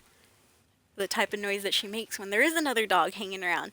And she was going, "Roo, roo, roo, roo, roo." And so I was like, what is that? I go, is there a cat under there? And she doesn't make that noise when she sees a cat. She does it when she sees other dogs. So I said, let me get my flashlight and I'll be back out. And remember, or keep in mind that it was like around freezing to below freezing temperatures, like about 20 degrees and stuff at night. And so I came back with the flashlight and I saw a little puppy underneath the car. And I was trying to coax him out, like, come here, baby. And he didn't want to. He was scared, right? And so I'm telling your story, Ramp. And so long story short, we put some blankets and stuff because we tried for a long time to get him out from underneath the car. And now he would just run from one side to the other. My mom didn't want to come out there and help me. So I was like, oh, you know, I can't do much. And so I said, Mom, you know, there's a puppy out here. What do we do? She's like, well, okay, we'll put a blanket out. We'll put some food and water. We'll see what happens, right? Leave it in God's hands. And so, well, 2 hours later, he was on our back porch, like, wanting to come inside. We opened the door, and that's how we got our third dog in the house now. So, yep, this is Rampy. He is our newest addition to the family. Whoo! And he's a handful. He's got ADHD, huh? He's super hyper. He's super sweet though, but man, I have had to tell him no and stop because sometimes he'll like bite and he's got these needle sharp teeth, so I have like little cuts and stuff all over my hands. And so occasionally I have to be a little stern and be like, no, Ramp, no, please, no, stop, please. Does Lady get along with him? Now that is another situation as well. Like she does, but he's calming down and all that. But since he's taller and stuff, he tries to like put his little paws on her back, and she does not like that. So she's like, and so once again, I have to be like, no, Ramp, stop, no, stop. So I feel like I'm like parenting right now. But yeah, it's been a ride. It has been a crazy ride, indeed. Yes, indeed. All right, the Rampy. Well, anyways, are you gonna stay here? All right, if you want to chill, you can. All right, let's see what we have now. There was somebody waving, huh? And I missed it because I was talking to my dog. Well, hello, whoever that was. Leaving some grenades and stuff. Good, good. Well, you know what? I'm gonna leave some junk here too. Let's see what I have in the old junk drawers. Oh, here's more stable flux. Please don't eat anything or tear anything back there. Yeah, and the other thing too is he's been tearing up like stuffed animals and things like that, which isn't a bad thing. I mean, it is and it isn't. We don't really like care for the stuffed animals. I mean, they're just stuffed animals we've had laying around and stuff throughout the years. But the part that I care about is, somebody's got to pick it up, and that's usually me. And the other thing too is, well, he's very, very good with the puppy pads, but whoo, he's been pooping inside on the puppy pads, thankfully. But oh man, he poops a lot, and he has the biggest poops of any of my dogs. Oh man, good times. But he's super young, so we're hoping that maybe as he gets a little bit older, he might kind of just chill out a little bit, stop with the biting, or at least his teeth, he'll get his adult teeth, which hopefully are rounder, and so they won't hurt as much as they do right now, because they are painful at the moment. Alright. Dropping some junk here, because I no longer have Fallout First. So I can't store this. I can technically store it in my regular stash box, but I don't have much room. And I like to store weapons and armor in there instead. So yeah, once again, if anybody in chat wants any of this stuff here, you can join my server off of my gamer tag if you want. Or if not, anyone can have this.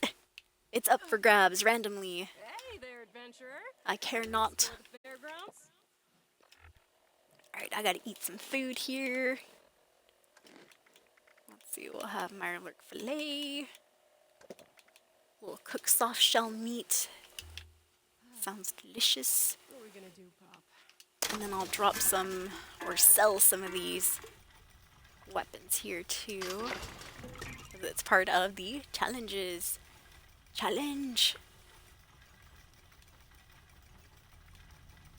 Alright, Grand Finale. Grand Finale is a good weapon to use during like 4th of July or even New Year's because it shoots out fireworks basically. And then if you put the like a quad mod on it, it'll shoot out 4 fireworks, which is pretty cool.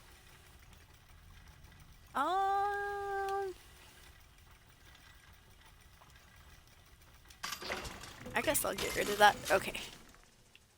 And for that gamma rifle, let me see if I can learn the 25 action point cost. Oh, I didn't. Earlier we did get the quad crafting, which I was trying to learn for quite a while. Finally got it. Step any. No, I've gotten lucky, but that's hilarious, your god. Step any of his presents barefoot yet? No. Oh man. No, I've been lucky. I have stepped in his pee though. Not his poop, but he did pee in front of the refrigerator one time. And the sad part about that is, yes, I had just gotten out of the shower, I put some new socks on, and poof, walked right into it. It was ice cold pee, so it had been there for a while, and I was like, oh, Rampart, and I had to go and change socks and all that. Oh man. No, you are right. You're on the right track though. Luckily, knock on wood, no poop yet. Haven't stepped on his poop. Outside, yes. In the house, no, thankfully. Alright, what else do we have here? Let me see. Oh! Oh, what is this going on? Yeah, safe and sound. Super easy event. It looks like it's almost over. It's 10 minutes out. I know, right? Oh, it's all good, Biotic. Yeah, I gotta ask the hard questions, huh? Yeah, this one involves us fighting. This is one of the slightly newer events. It's been out for a while. But this event... Oh, you know what? I did come at the butt end of it. This event involves protecting this particular generator here. A lot of them have a generator that we have to defend. But we also have to fight the blue devil at the end, which basically is a werewolf-looking creature. So I wonder, where was the werewolf at? I want to know if I might have gotten an item off of it.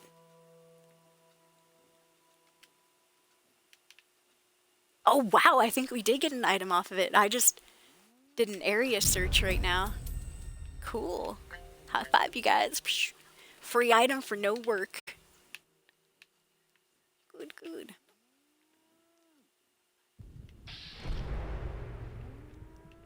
Oh, that's a Yao Guai.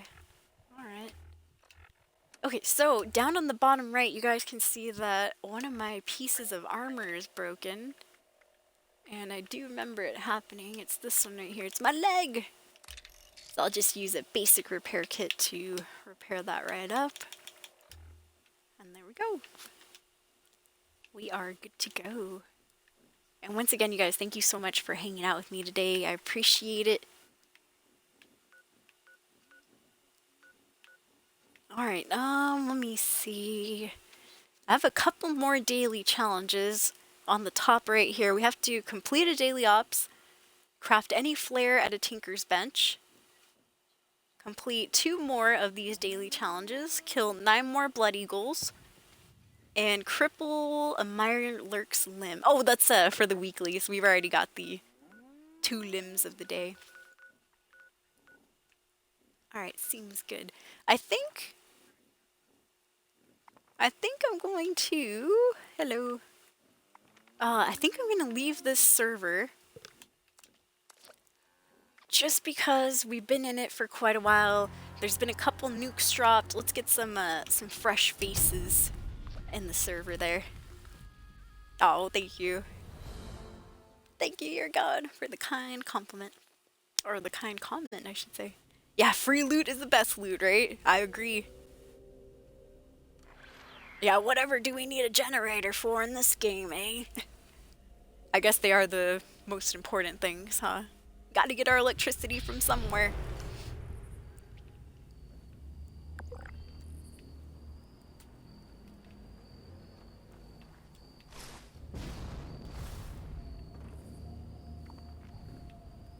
Alright, let me see.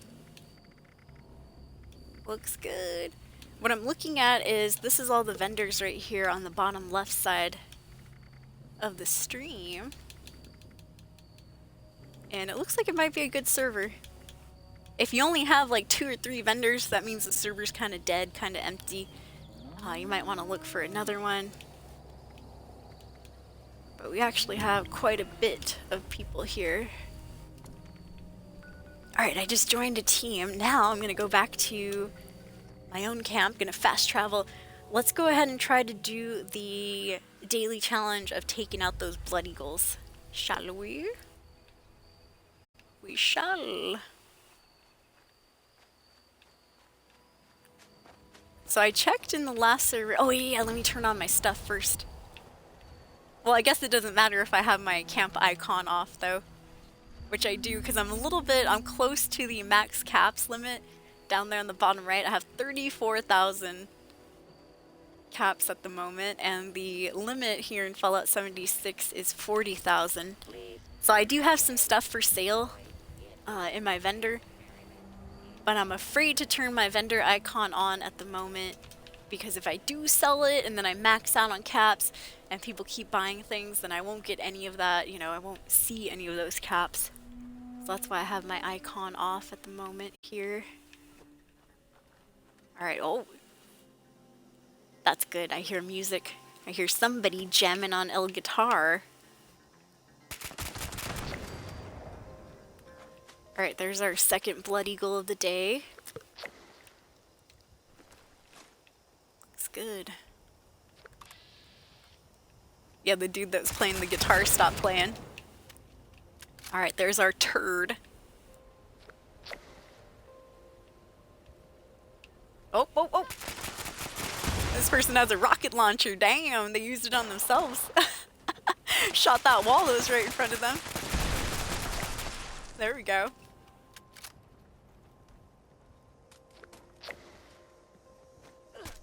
Whoa! Smack you later. This guy smacked me as I was coming down the stairs. Well, good for him. That was good aim.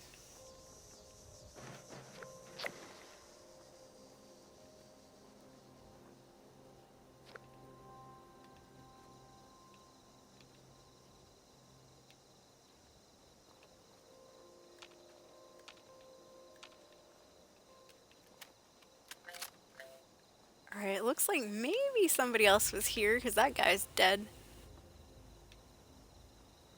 And here's the one that we shot. There's a guitar right there. Here's the one that we shot that was playing the guitar. Alright, there's usually a dude at the entrance. Whoa! Nice! Somebody must be up there at my camp. I'm assuming it is one of, yep, it's one of our followers, or not followers, sorry. One of our teammates. I don't know why I said followers. One of our teammates. Alright, I'll just do a little wave. I see you up there. Yes. Well, hello.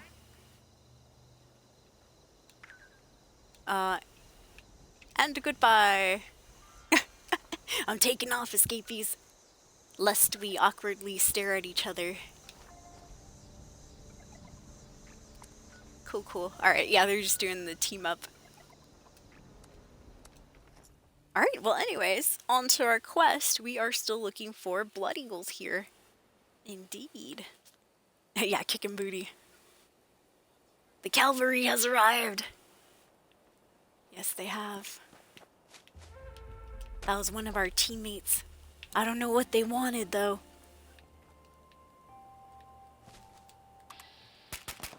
I thought they were gonna open fire right in front of my face, too, to be honest. I mean, you can't hurt your teammates or anything, but I was kind of like, I don't know why we're staring at each other. But I just fast travel, I hightailed it out of there. Smell you later. Alright, once again, I did mention this earlier, I do like Fallout 76 because you can be on a team without interacting. But my main point on that is that I like the part where you don't have to interact. You can see that other people are playing the game and they're running around, they're doing their own thing and stuff, but you don't actually have to talk to them. And yeah, that's one of my favorite things about teaming up in 76. Not only that, you get a bunch of benefits too from it, like extra experience, things like that. Oh, and you know what? Speaking of team, okay, this is a casual team here. See right there, it says casual.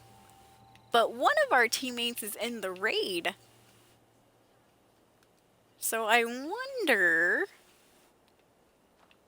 if he meant to start up a raids team But if he does, if he changes the teams to Raid's team, I'll go and find a different one.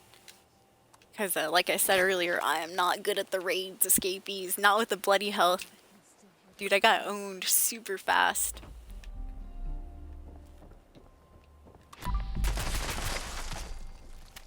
Alright, we got 9 Blood Eagles out of 10.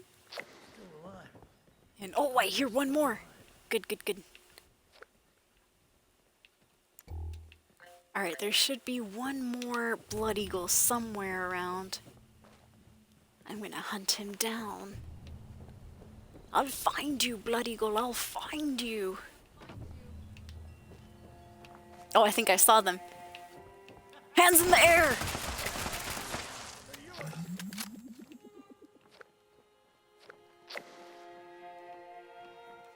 There are a couple more. According to the voices that I hear in my head.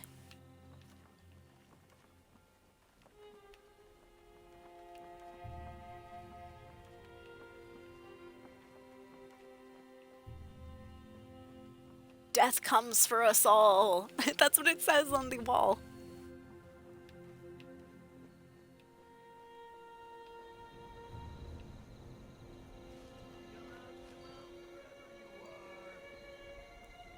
I could say the same to you, Blood Eagle. You come out wherever you are.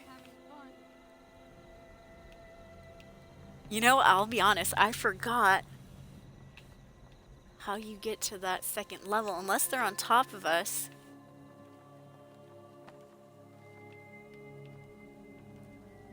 At this point, we're hunting for sport. Fucking hate everything. You know, the Blood Eagle, I just heard him, he said, I fucking hate this place, fucking hate everything, excuse my language. But on the captions, it just said ... hate this place, ... hate everything. Bethesda trying to clean it up a little bit, huh? Alright, I have no idea, maybe they're downstairs.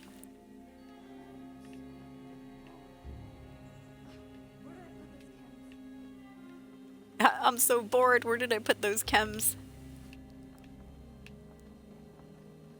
Up your butt. By the way, Rampy is still here. He decided to sit down and chillax. Yeah, we're hunting for sport now. Yeah, true that. Hate everything. Oh, see? She said it too, and it just says ... hate this place, ... hate everything. Bethesda, put the F word there. It's okay. Whoa, you know, I've never come up here before. Somebody drank themselves to death. Well, at least they were nice enough to leave me one Nuka-Cola. There we go. I'll drink that. I've never seen this before. That's crazy. Yeah, this person, I assume, drank themselves to death before the end of the world came. Which was, of course, the nuclear bombs dropping. It's the end of the world as we know it. Aha! Here we go. I miss my mama. Hands in the air! Get on the ground! Alright, he's dead. Now where's the chick? There you are! Get on the ground! Good, good, good. Now we got him, escapees. We hunted for sport.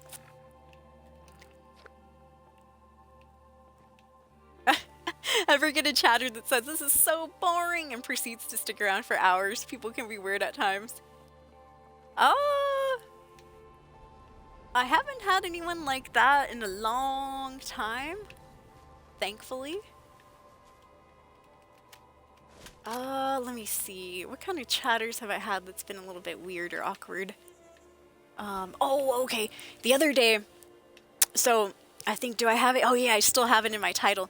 So I had in my title, 9-year Twitch streamer. And I had somebody come in at a particularly kind of empty moment in Baldur's Gate 3 where we only had like 9 viewers or something like that. And they go, you're a 9-year streamer? And I was like, yup, been streaming since 2015. It's been, you know, I did the usual spiel, like, we have our ups or downs and all that stuff, but I love it, wouldn't change streaming for the world. And they're like, do you ever, like, do you have any goals for streaming? And, you know, I gave, once again, my usual answer. I'm like, well, my goal is to have fun, hopefully, you know, be entertaining, things like that. And they're like, but do you ever want to, like, be partner? And I was like, you know, I got a feeling after a while they were probably, like, you know, kind of wanting to ask, like, okay, you've been streaming 9 years, why do you only have 9 viewers, right? And I was like, well, yeah, I mean, that would be cool eventually, but mostly, you know, I do, and just honest response too, I do stream just for fun and stuff. You know, I'm not really, like I said, I'm not really social in the real world. Most I talk to are like cashiers and stuff like that. And so cashiers and people on the phone that call me about my doctor appointments. And so to be honest, I stream because, you know, it allows me to like meet people that are, you know, out there in the world and make connections that I otherwise wouldn't and stuff. Like, yeah, of course, I would love to be partner, but it kind of, I guess it's never really been my goal to be a Twitch partner. Like, it would be awesome, but I've never, like, you know, been like, yeah, that's the goal, we're gonna grind a Twitch partner, and, you know, I gotta get this many viewers, and, you know, I gotta make it to 75 concurrent, Yeah, I've never put that amount of, like, urgency or, like, stress on myself to do that. I've always just been kind of like, you know, whatever happens, happens. You know, we're streaming, that's good. Oh, I've never been to Torrent's house before? Not with this character, huh? Cool. I think I've been to the Hornwright Summer Via. But yeah, so that was the only kind of weird not weird, but like kind of strange interaction that I've had lately. Yeah, they can't take those 9 years away. Yes, indeed. I heard you found the traitor. Oh, well, thank you, Katsuhiku. But if there was somebody to, you know, come in and say that they're bored and stuff, which has happened, you know, like, in the past, but just not recently, I usually just say, well, you know, there's a lot of other streamers on Twitch, and especially nowadays, man, there's so many. You can pretty much find any sort of entertainment that you're looking for. So yeah, you know, my apologies if my stream wasn't exciting or entertaining. Am I not entertaining? No, what does he say? Are you not entertained? But yeah, you know, you can't please everybody, that's what I've learned. I mean, hell, the reason I'm back on 76 because I was hemorrhaging followers over on Baldur's Gate 3. I had to come to terms this weekend with the fact that, you know, people watch me for my Bethesda content. Just being honest. You know, I would love to say people watch me just because they like me and stuff, but, you know, going by what happened, or, you know, what I've observed the last couple of weeks, I think people watch me, well, for a variety of different reasons. I'm sure some people like me out there, but some people are definitely watching for the game, that's for sure. And, you know, maybe my commentary, but, you know, I do want to find followers out there that watch my streams for me, but, you know, I know that's not always going to be the case, sadly. And, you know, it's been shown to me on my Baldur's Gate 3 streams, because, whoo, we were plateauing. Like, I would lose a couple of followers. Occasionally, I'd gain a follower on Baldur's Gate, and then I'd lose 2 more the next day when I streamed it again. You can tell, like, there's a difference. Like, even right now with 18 viewers, sometimes I wasn't even hitting that over on Baldur's Gate 3, even though, in my own opinion, like, man, I was having a blast with Baldur's Gate. And I'll still be, for those Baldur's Gate fans out there, I'll still be playing that. We're in a really good part of Baldur's Gate storyline right now. But I gotta mix it up, you know. I realized, you know, I have to mix it up. Otherwise, I'm gonna lose some of my Bethesda followers. And I don't want to do that. I don't want to do that. I need my Bethesda viewers. Oh, thank you, Beyond Glitter. I appreciate it. Yeah, see, Lord Gatsuhiko said 25 plus years doing music and it's still fun to me. That's what I like to, like when people ask me, hey, Soul, should I start streaming, this and that? I always recommend streaming if you think it's going to be something you're interested in because it was like the best decision that I made. The reason I found streaming and Twitch in general was funny story. I went on a date with a dude way back when POF was a thing. You guys remember Plenty of Fish? Well, way back on POF, and this was like circa 2014, 2013. So I met this one guy, and he was watching Twitch, right? And I was like, oh, what is this, And he's like, oh, this is Twitch. You can watch streams and stuff. I usually just have it on in the background. And at the time, it was the whole entire front page of Twitch was just League of Legends and that type of, like, they kind of, from what I've seen on the front page of Twitch, it was kind of like esports type stuff, right? They had teams, this and that, competitions, and it was all like League of Legends. And so I'm like, oh, that's cool, like a League of Legends type website, interesting. And so I went home, and not for a while, but after, like a few months or so, I was kind of bored online too, and I'm like, let me check out this Twitch channel, or this Twitch website myself. And I started, looking at the front page, and I was like, League of Legends. And, I never really played League myself. And so it was kind of, that's why it didn't grasp me right off the bat. But going back, I was like, well, let me see what else is on this Twitch website. And so I went, and I started looking around and clicking, and I noticed, oh shiz, people are like live streaming other games. It's not just League of Legends, which at first I thought that's all it was. And you don't have to be professional. I'm like, these are some yahoos just playing games and stuff. I'm like, that's interesting. Then I found Man vs. Game, who became one of my favorite streamers. He was just like super knowledgeable about the games he played. He was always very into the games he played. He had a lot of fun. I enjoyed his style. He looked kind of like a rocker, this and that. And so I was watching, I'd have him on in the background. And then I kind of started thinking to myself, I was like, I could do that.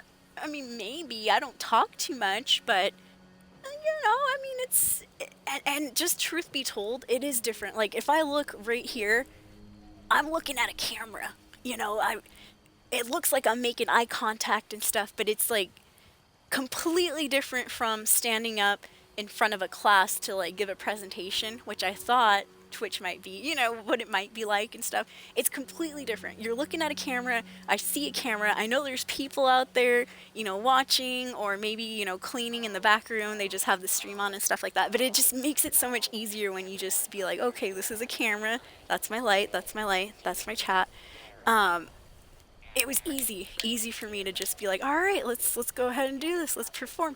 Not only that, I was a teacher, you guys, so I was already doing this type of stuff in the classroom.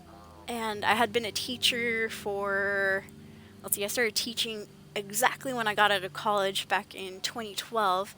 So 2012, 2013, 14, 15. I had been a teacher 3 years. I had experience, standing in front of a classroom and kind of like performing in a way.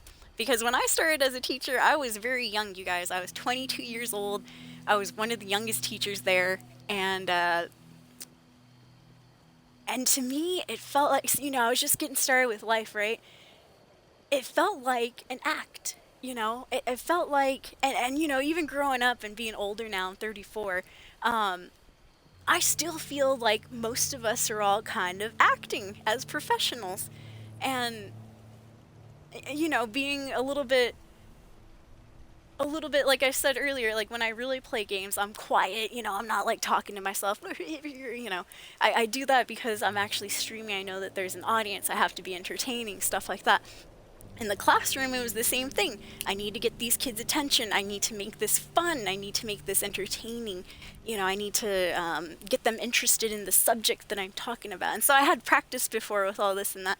And so it was really easy to kind of like take that same sort of energy that I had with teaching and just put it into the stream. And in fact, it was a little bit easier because I get to sit exactly where I sit when I'm just playing games on my own.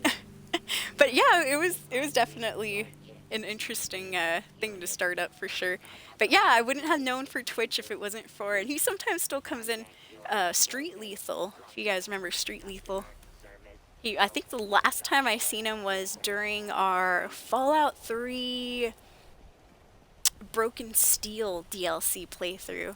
He popped in, which is also funny. Oh, Street Lethal now is married and has kids. They're not his own kids. They're kids that he's raising with his new wife and stuff. She came with a couple kids into the relationship. But I thought it was interesting because I was like, hey, what are you doing in here? Get out, aren't you married? No, we're just joking. Beat it. Beat it. But yeah, it was kind of funny how I learned about Twitch and all that. But I'm very, very thankful I did. I love streaming, you guys. Like I said, I'll stop streaming when it stops being fun. And so far, 9 years later, I have taken, you know, certain little breaks. I think the longest break that I took from streaming was a good 3 months or so. And, you know, I came back and everybody was cool. Open to welcome me back with open arms, which I, you know, thought was really nice. The thing with me and streaming too is that I don't have a set schedule. So I am kind of on, you know, at random times and things like that. And I know that it kind of hurts viewership, but at the same time, it does allow me to meet people from different time zones, which I do enjoy as well. And probably why we have so many followers is that, like, I've been streaming all around the clock, you guys. There's times I'm streaming at 3 a.m. Pacific Standard Time. There's times I'm streaming, you know, in the morning, 10 a.m. There's times I stream at noon. I started today's stream about like 6 p.m. or so. Something like that. But yeah, so that both hurts and helps a little bit. I don't know. I think if I had a set schedule, things would be hopping along a little bit better. But, you know, it just depends. Like, every day is different. I do live with my mom, but I do a lot of, like, stuff around the house. Like, you know, I have to feed the dogs at a certain time. I wash all the dishes. I do a lot of cleaning. Certain days I have to do laundry. You know, there's stuff that I do that sometimes I have to go shopping for the house and stuff, pick up my mom's medicine over at Walmart pharmacy, you know, things like that. So that's why, you know, the schedule fluctuates, things fluctuate, and I don't know. Alright, let me see. Completed daily ops, craft a flare. Alright, that one's easy. Oops! Fell off my roof! The roof's on fire! Nobody loves Lae'zel. What's up, Oni Link? Dude, my character had sex with Lae'zel. So I guess maybe.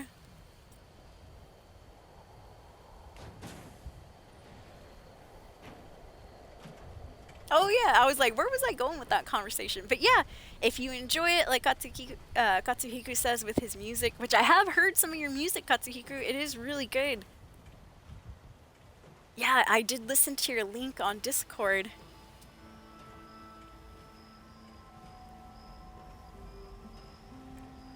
Your Discord link, and yeah, you have some really, really good music. Some chill step, I think.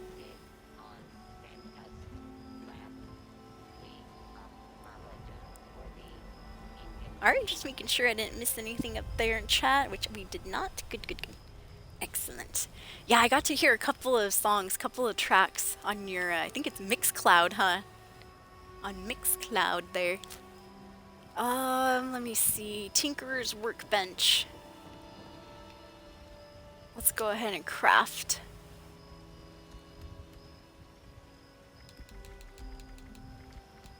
Alright, alright. Wait a minute. Tinkerer's Workbench? I need to craft a flare. Oh, yes, souvenirs. I was like, where the heck is the flares again? Forgive me, it's been like a month since I played 76. This is my first day back on it. Alright, there we go, we got it. Oh, and you know what? Let's just knock out the other two, because we have to make 3 this week. There we go, we got the daily and the weekly challenge for 150 points and 11 50 points, respectively there. Good, good. Just knocking out some of these dailies real quick, escapees. I think, let's see, next thing we need is... Oh, to do the daily ops. Ah, okay. That one is going to take a little bit of effort. So I'm going to check out daily ops real quick. Today's daily ops is uplink. Restore uplink functionality to monitor for enemy activity and eliminate all resistance. The mutations for it are going to be group regeneration, which isn't too bad, but then we also have the piercing gaze. Alright, let me see my team here. Just me and another person, huh? Oh, we got a daily ops team over yonder. Alright. Well, and just like real life, I don't want to bother them though. Let me see, I'll join real quick. Oh, they are in daily ops. Join! Quickly! Alright, we're gonna piggyback on this team here, escapees. Everybody in the club in daily ops. Everybody in the club in daily ops. Everybody in the club in daily ops. Everybody in the club in daily ops. Alright, then I will be too. Okay, so currently up on the top right, those are our objectives right there. We need to secure Site Bravo. So down on the center, you see my little, what I like to call a mini-map. I think they might call it a directional compass as well. That's where I have to head to. So I'm gonna go this way, this way. We need to go to the little circle that has a number above it. Fighting the enemies right now is of secondary importance because we're on a time limit when we do daily ops. Oh, fuzz. I know it's been a while since I've done this, so I'm thoroughly lost at the moment. Let me see. Yeah, there's a way to get there. I think maybe that's why I saw the other player coming back out this door, huh? Because I'm going the wrong way. Alright, wait for me, everybody. Oh no, that's not a door either. I'm on my way. Please let me be. Home, sweet home. Okay, finally, we made it, escapees. After like 4 hours. Woo! Damn, I almost croaked on the way down.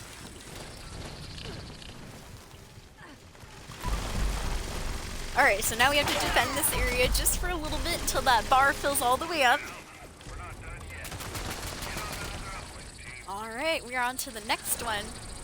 72 meters somewhere this way. Onward! Let's go! My dog Rampy's still here too. He's chilling. He's chillaxing.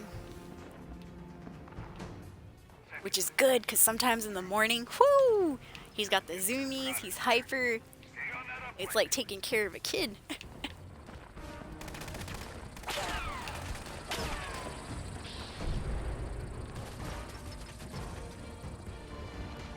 Alright, I hope I'm heading in the general direction here.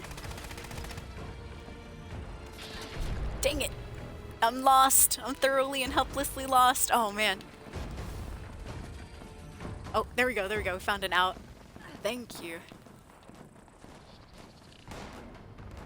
Alright, I'm going.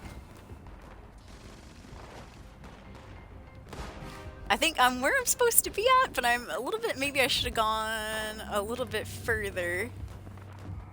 Woo, it's been a while since I've done daily ops. Thank goodness I didn't do this alone. I would have messed it up so bad. Alright, I just need to get to that other side over there. There we go, there we go. We made it a little late to the party, but we're here. Whoo! Alright, there we go. So, the more teammates that you have at the particular zone that you're supposed to be in, the faster that bar on the top right fills up. So right now, I'm not the only lost one. We only have 3 teammates there, including me. That means somebody else is kind of still wandering around aimlessly, like I was a little bit ago.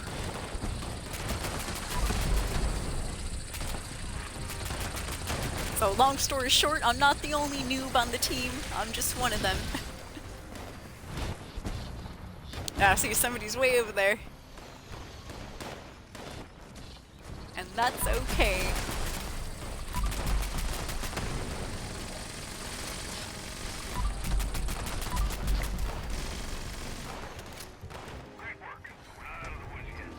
Alright. Site Alpha secured. Next, we're gonna head down this way. You know what? I'm just gonna follow these guys. They look like they know what they're doing. Whoops! I got stuck too, bro. Me and the guy got stuck in a hole. Whatever you got on you at the ready. Cause some trouble. Oh, here we go. So we need to eliminate the enemy group. Any of these enemies up here with a diamond on their head need to go. Got 1, 2, 3. There should be a couple more. I think maybe this way or the other way. Well, we'll know soon enough. Yep, over here. There's one right there. The second one. Alright, and one down this way. We got him, we got him, we got him. Alright, he's dead, he's dead. Found yourself a priority target, team. We have a priority target. A slightly tougher enemy. I'll get my auto axe out when I get up there. In fact, I'll get it out right now. Alright, where's he at? Where's he at? Right here, I bypassed him. Alright, we're getting him, we're getting him. The other guy's using his axe too. Great minds think alike, huh? Yeah, and operation complete. There we go. 7 minutes, 20 seconds. So I'll show you why we're on a time limit in a second here. Yay, we did it. Good work, team. And that was our final daily challenge, I do believe. So the reason we want to complete this under 8 minutes is Initiate, you have to do it within 16. Paladin, less than 12 minutes. And Elder, you have to complete this within 8 minutes or less. And that affects your chance of rewards. Yep. Oh, I forgot to view my rewards, damn it. Anyway, so because we got Elder rank, we have a better chance of getting some of the higher level loot. Long story short there. Let's see if I got some higher level loot. So we got some ammunition, plasma cartridges. I got the super mutant tube, which is a plan that you can sell for a good 5,000 caps or so. It's actually not too bad. 2-star legendary piece of armor and a 1-star legendary piece of armor as well. So not too bad. I'm gonna drop these. Those flares that we just crafted, don't need them. But yeah, so not bad, escapees, we did it. And I think, yes indeed, those were all of our daily challenges for today. All the rest of them, as you can see right there, have 6 days remaining, so those are weeklies. We still have to cripple some Mirelurk limbs, sell a few more weapons to the vendor, kill a good 18 more blood eagles, and a good 26 more insects. I kind of forgot about the insect one. Yeah, we got the loots. We got the good loots, right, Rampy? Yeah. Good boy, sleeping. Good, good, good. Excellent. Alright, what time is it, you guys? 9 p.m., huh? Not bad. Do we have any events going on right now? Oh, Most Wanted is on. Alright, I'm gonna go to Most Wanted. It might be the butt end of this event. But there's only one player playing it, too.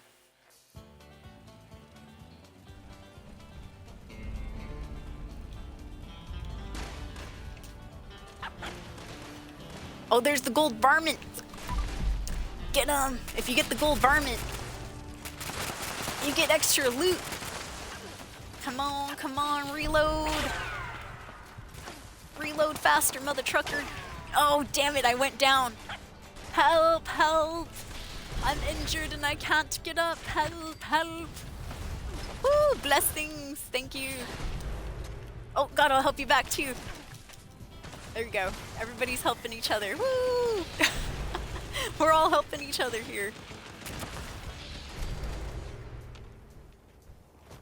Alright, alright. Oh man, I don't know if we're gonna make it, escapees. We're at the point. Oh shiz.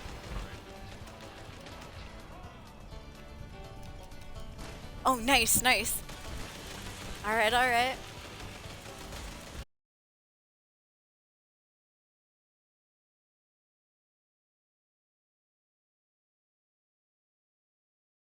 In this event. We had 16 seconds to get $600 of buckaroos, they call them.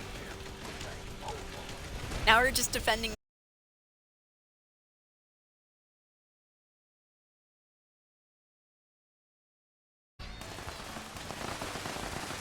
Good, good, good.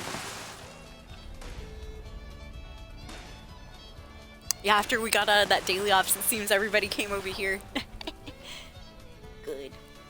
Yeah, always good to help each other. If I ever see a player down and stuff, I try to help.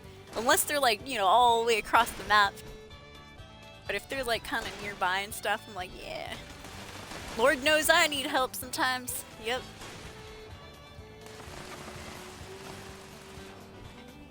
There's times I need help in the game. And usually other players are pretty cool.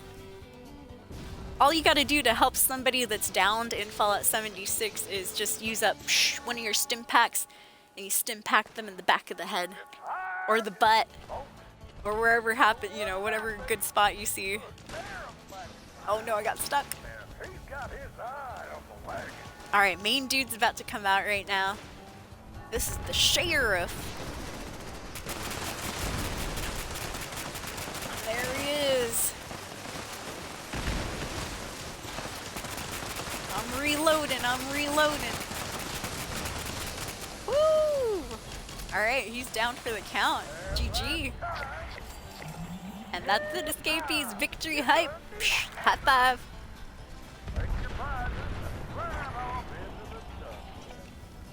There we go. Oh yeah, by the way, he's a sentry bot, so sentry bots blow up after you defeat them.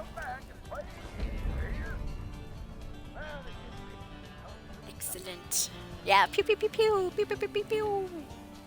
That's what we hear a lot. That's why I had to turn the game volume down. Before, I just kept it, you know, max level as it's supposed to be.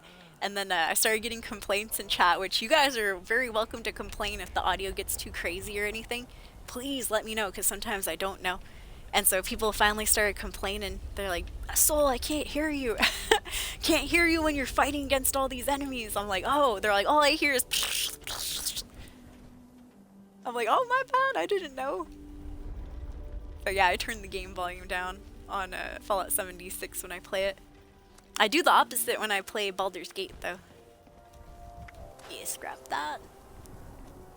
Scrap that all on the floor. Scrap that. Tell me some more. Scrap that. Till you get sore. Scrap that. Whoa, whoa. Alright.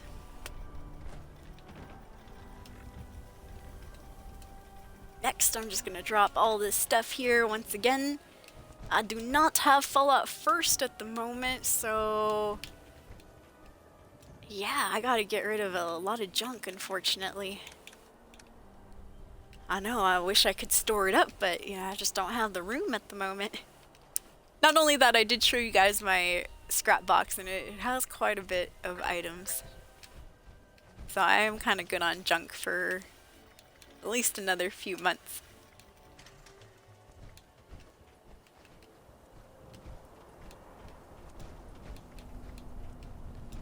Steel scrap right there. Nice, nice. Little waste acid. Wood scraps. Man, I got 20 legendary modules today too. Cool. Alright, I'll drop that there. And then I might have some extra ammo too. Like that. Don't need that. 50 caliber rounds can go. Same with the 10 millimeters. Arrows, don't need arrows. Cannonballs. Crossbow bolts. fusion core. I don't use power armor with this character. Some of my other characters do use power armor, but this one in particular does not. I have her set up to be just a straight up armor user. Plasma cartridge I might keep for a little bit. Shotgun shells can go. Yeah, it looks good. Alright, next thing's next. I'm gonna eat my food. Let's see, we'll have some Mirelurk fillets. And that's gonna have to do it for now. Oh, you know what? Oh my god. There's food that I haven't cooked in a while. Quickly! To the stove! Yeah, there's a stove back here. Out of the way! Make way! Make way! Yeah, lots of things. Too many things, huh? Too many things indeed. Alright, we'll toggle craftable. And we'll just turn as much of this stuff into food as we can. If it's edible, we'll cook it. If it's not, we'll eat it raw. Anybody want some dog steak? Rampy? No, I'm just joking. My poor dog, he's like, what did you say? How dare you? I'm just kidding, Ramp. Close your ears. We're not having dog steaks or nothing. Shh. We're also not eating cans of dog food in this game either, right, you guys? Cans of dog food, that's my food. Why are you eating my food, Mom? Oh my god. I know, imagine the things our dogs would tell us if they knew what we were eating in Fallout. Oh my gosh. We wouldn't hear the end of it. Are you gonna eat me next, Mom? What if the next apocalypse happens? No. I'm just joking. My dog's right here, by the way. Yes, Ramp, why's your lip flapping, huh? Why you got a lip flap? He's sleeping. I'll let him be. Can you guys see his little paw, though? Yeah, oh, you see his legs, huh? There you go. Some legs. Just so y'all believe me. Oh my gosh. Alright, escapees. We are good for today, you guys. I got all of my daily challenges done. Yes, indeed. So now we just have some weeklies to worry about. By the way, if you're wondering, so what the heck are daily challenges for? I'm glad you asked. Daily challenges allow us to level up on our season scoreboard. Season scoreboard, what the heck is that? Well, the season scoreboard is a particular reward system that we get that was changed recently. We used to actually have a board looking scoreboard, like it looked like a board with game pieces and stuff is the best way I could describe it. Well, recently, within the last couple of seasons, Bethesda changed it to seasons pages. And yeah, the community didn't like that very much. I don't blame them. I didn't really enjoy it either. But anyways, now we have seasons pages.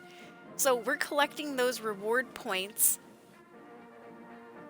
in order to get tickets down here. I have 710 tickets at the moment. And I do believe... And with those tickets, we can unlock rewards such as like the Enclave military fatigues, score boosters, atoms, which allow you to buy stuff in the atom shop, nuclear key cards, power armor paint, just a bunch of different rewards, different weapons, like the plasma cutter, an eye patch for our characters. You know, there's different stuff every season. So let's see. Currently, I have unlocked... I'm at rank 60 out of 100. There's 100 ranks during all scoreboards. So up here, I'm at rank 60 right now. So let's see how far we can go on the pages. I think, yeah, I did get the plasma core recharger.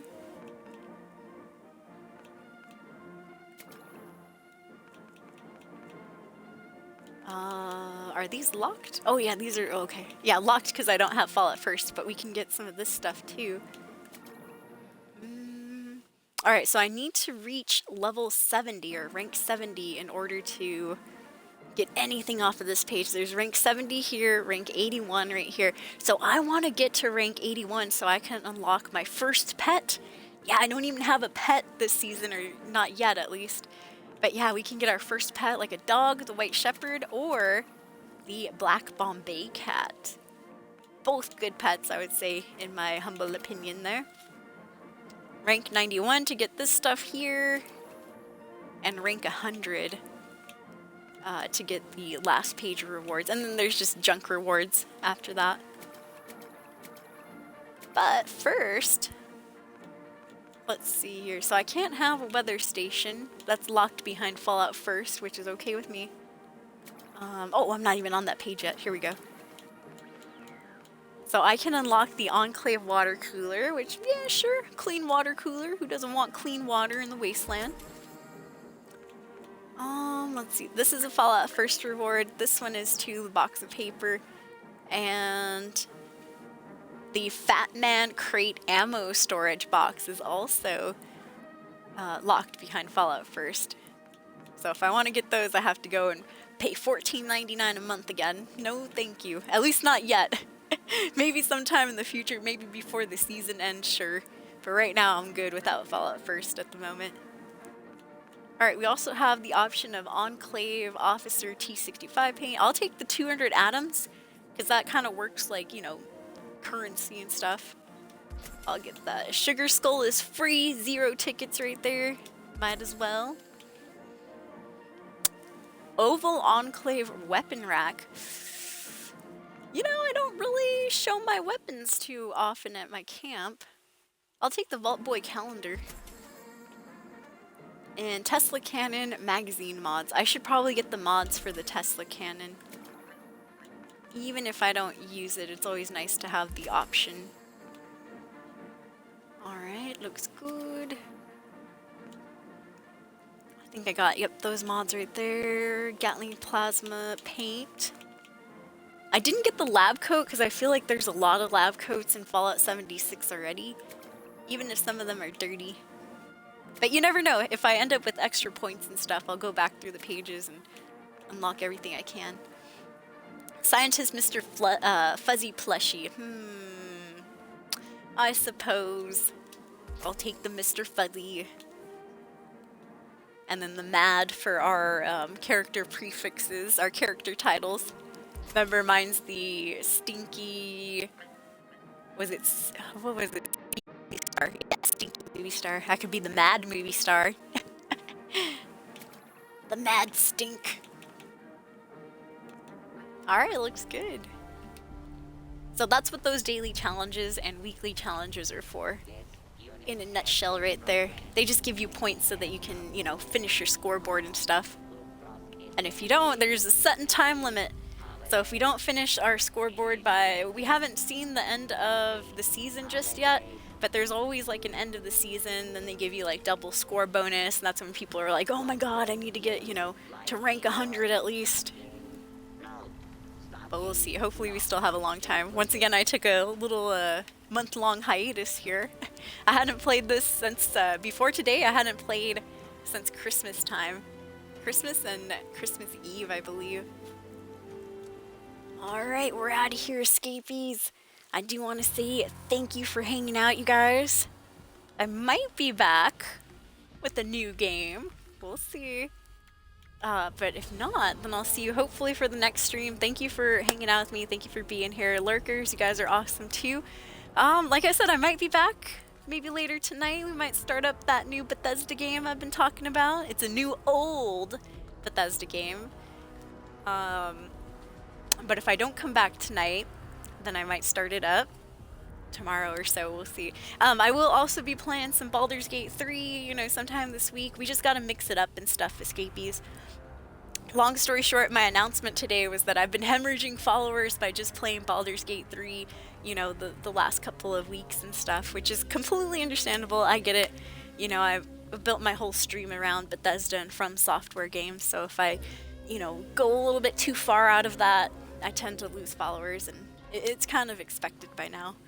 But yeah, maybe more streams tonight, Escapees. Let me just take a quick break, refresh the makeup and all that, and hopefully see you soon. But as for now, Escapees, ever onward, ever forward. I hope to catch you next time on the Soul Stream. Have a good rest of your night. Happy Tuesday/Wednesday out there.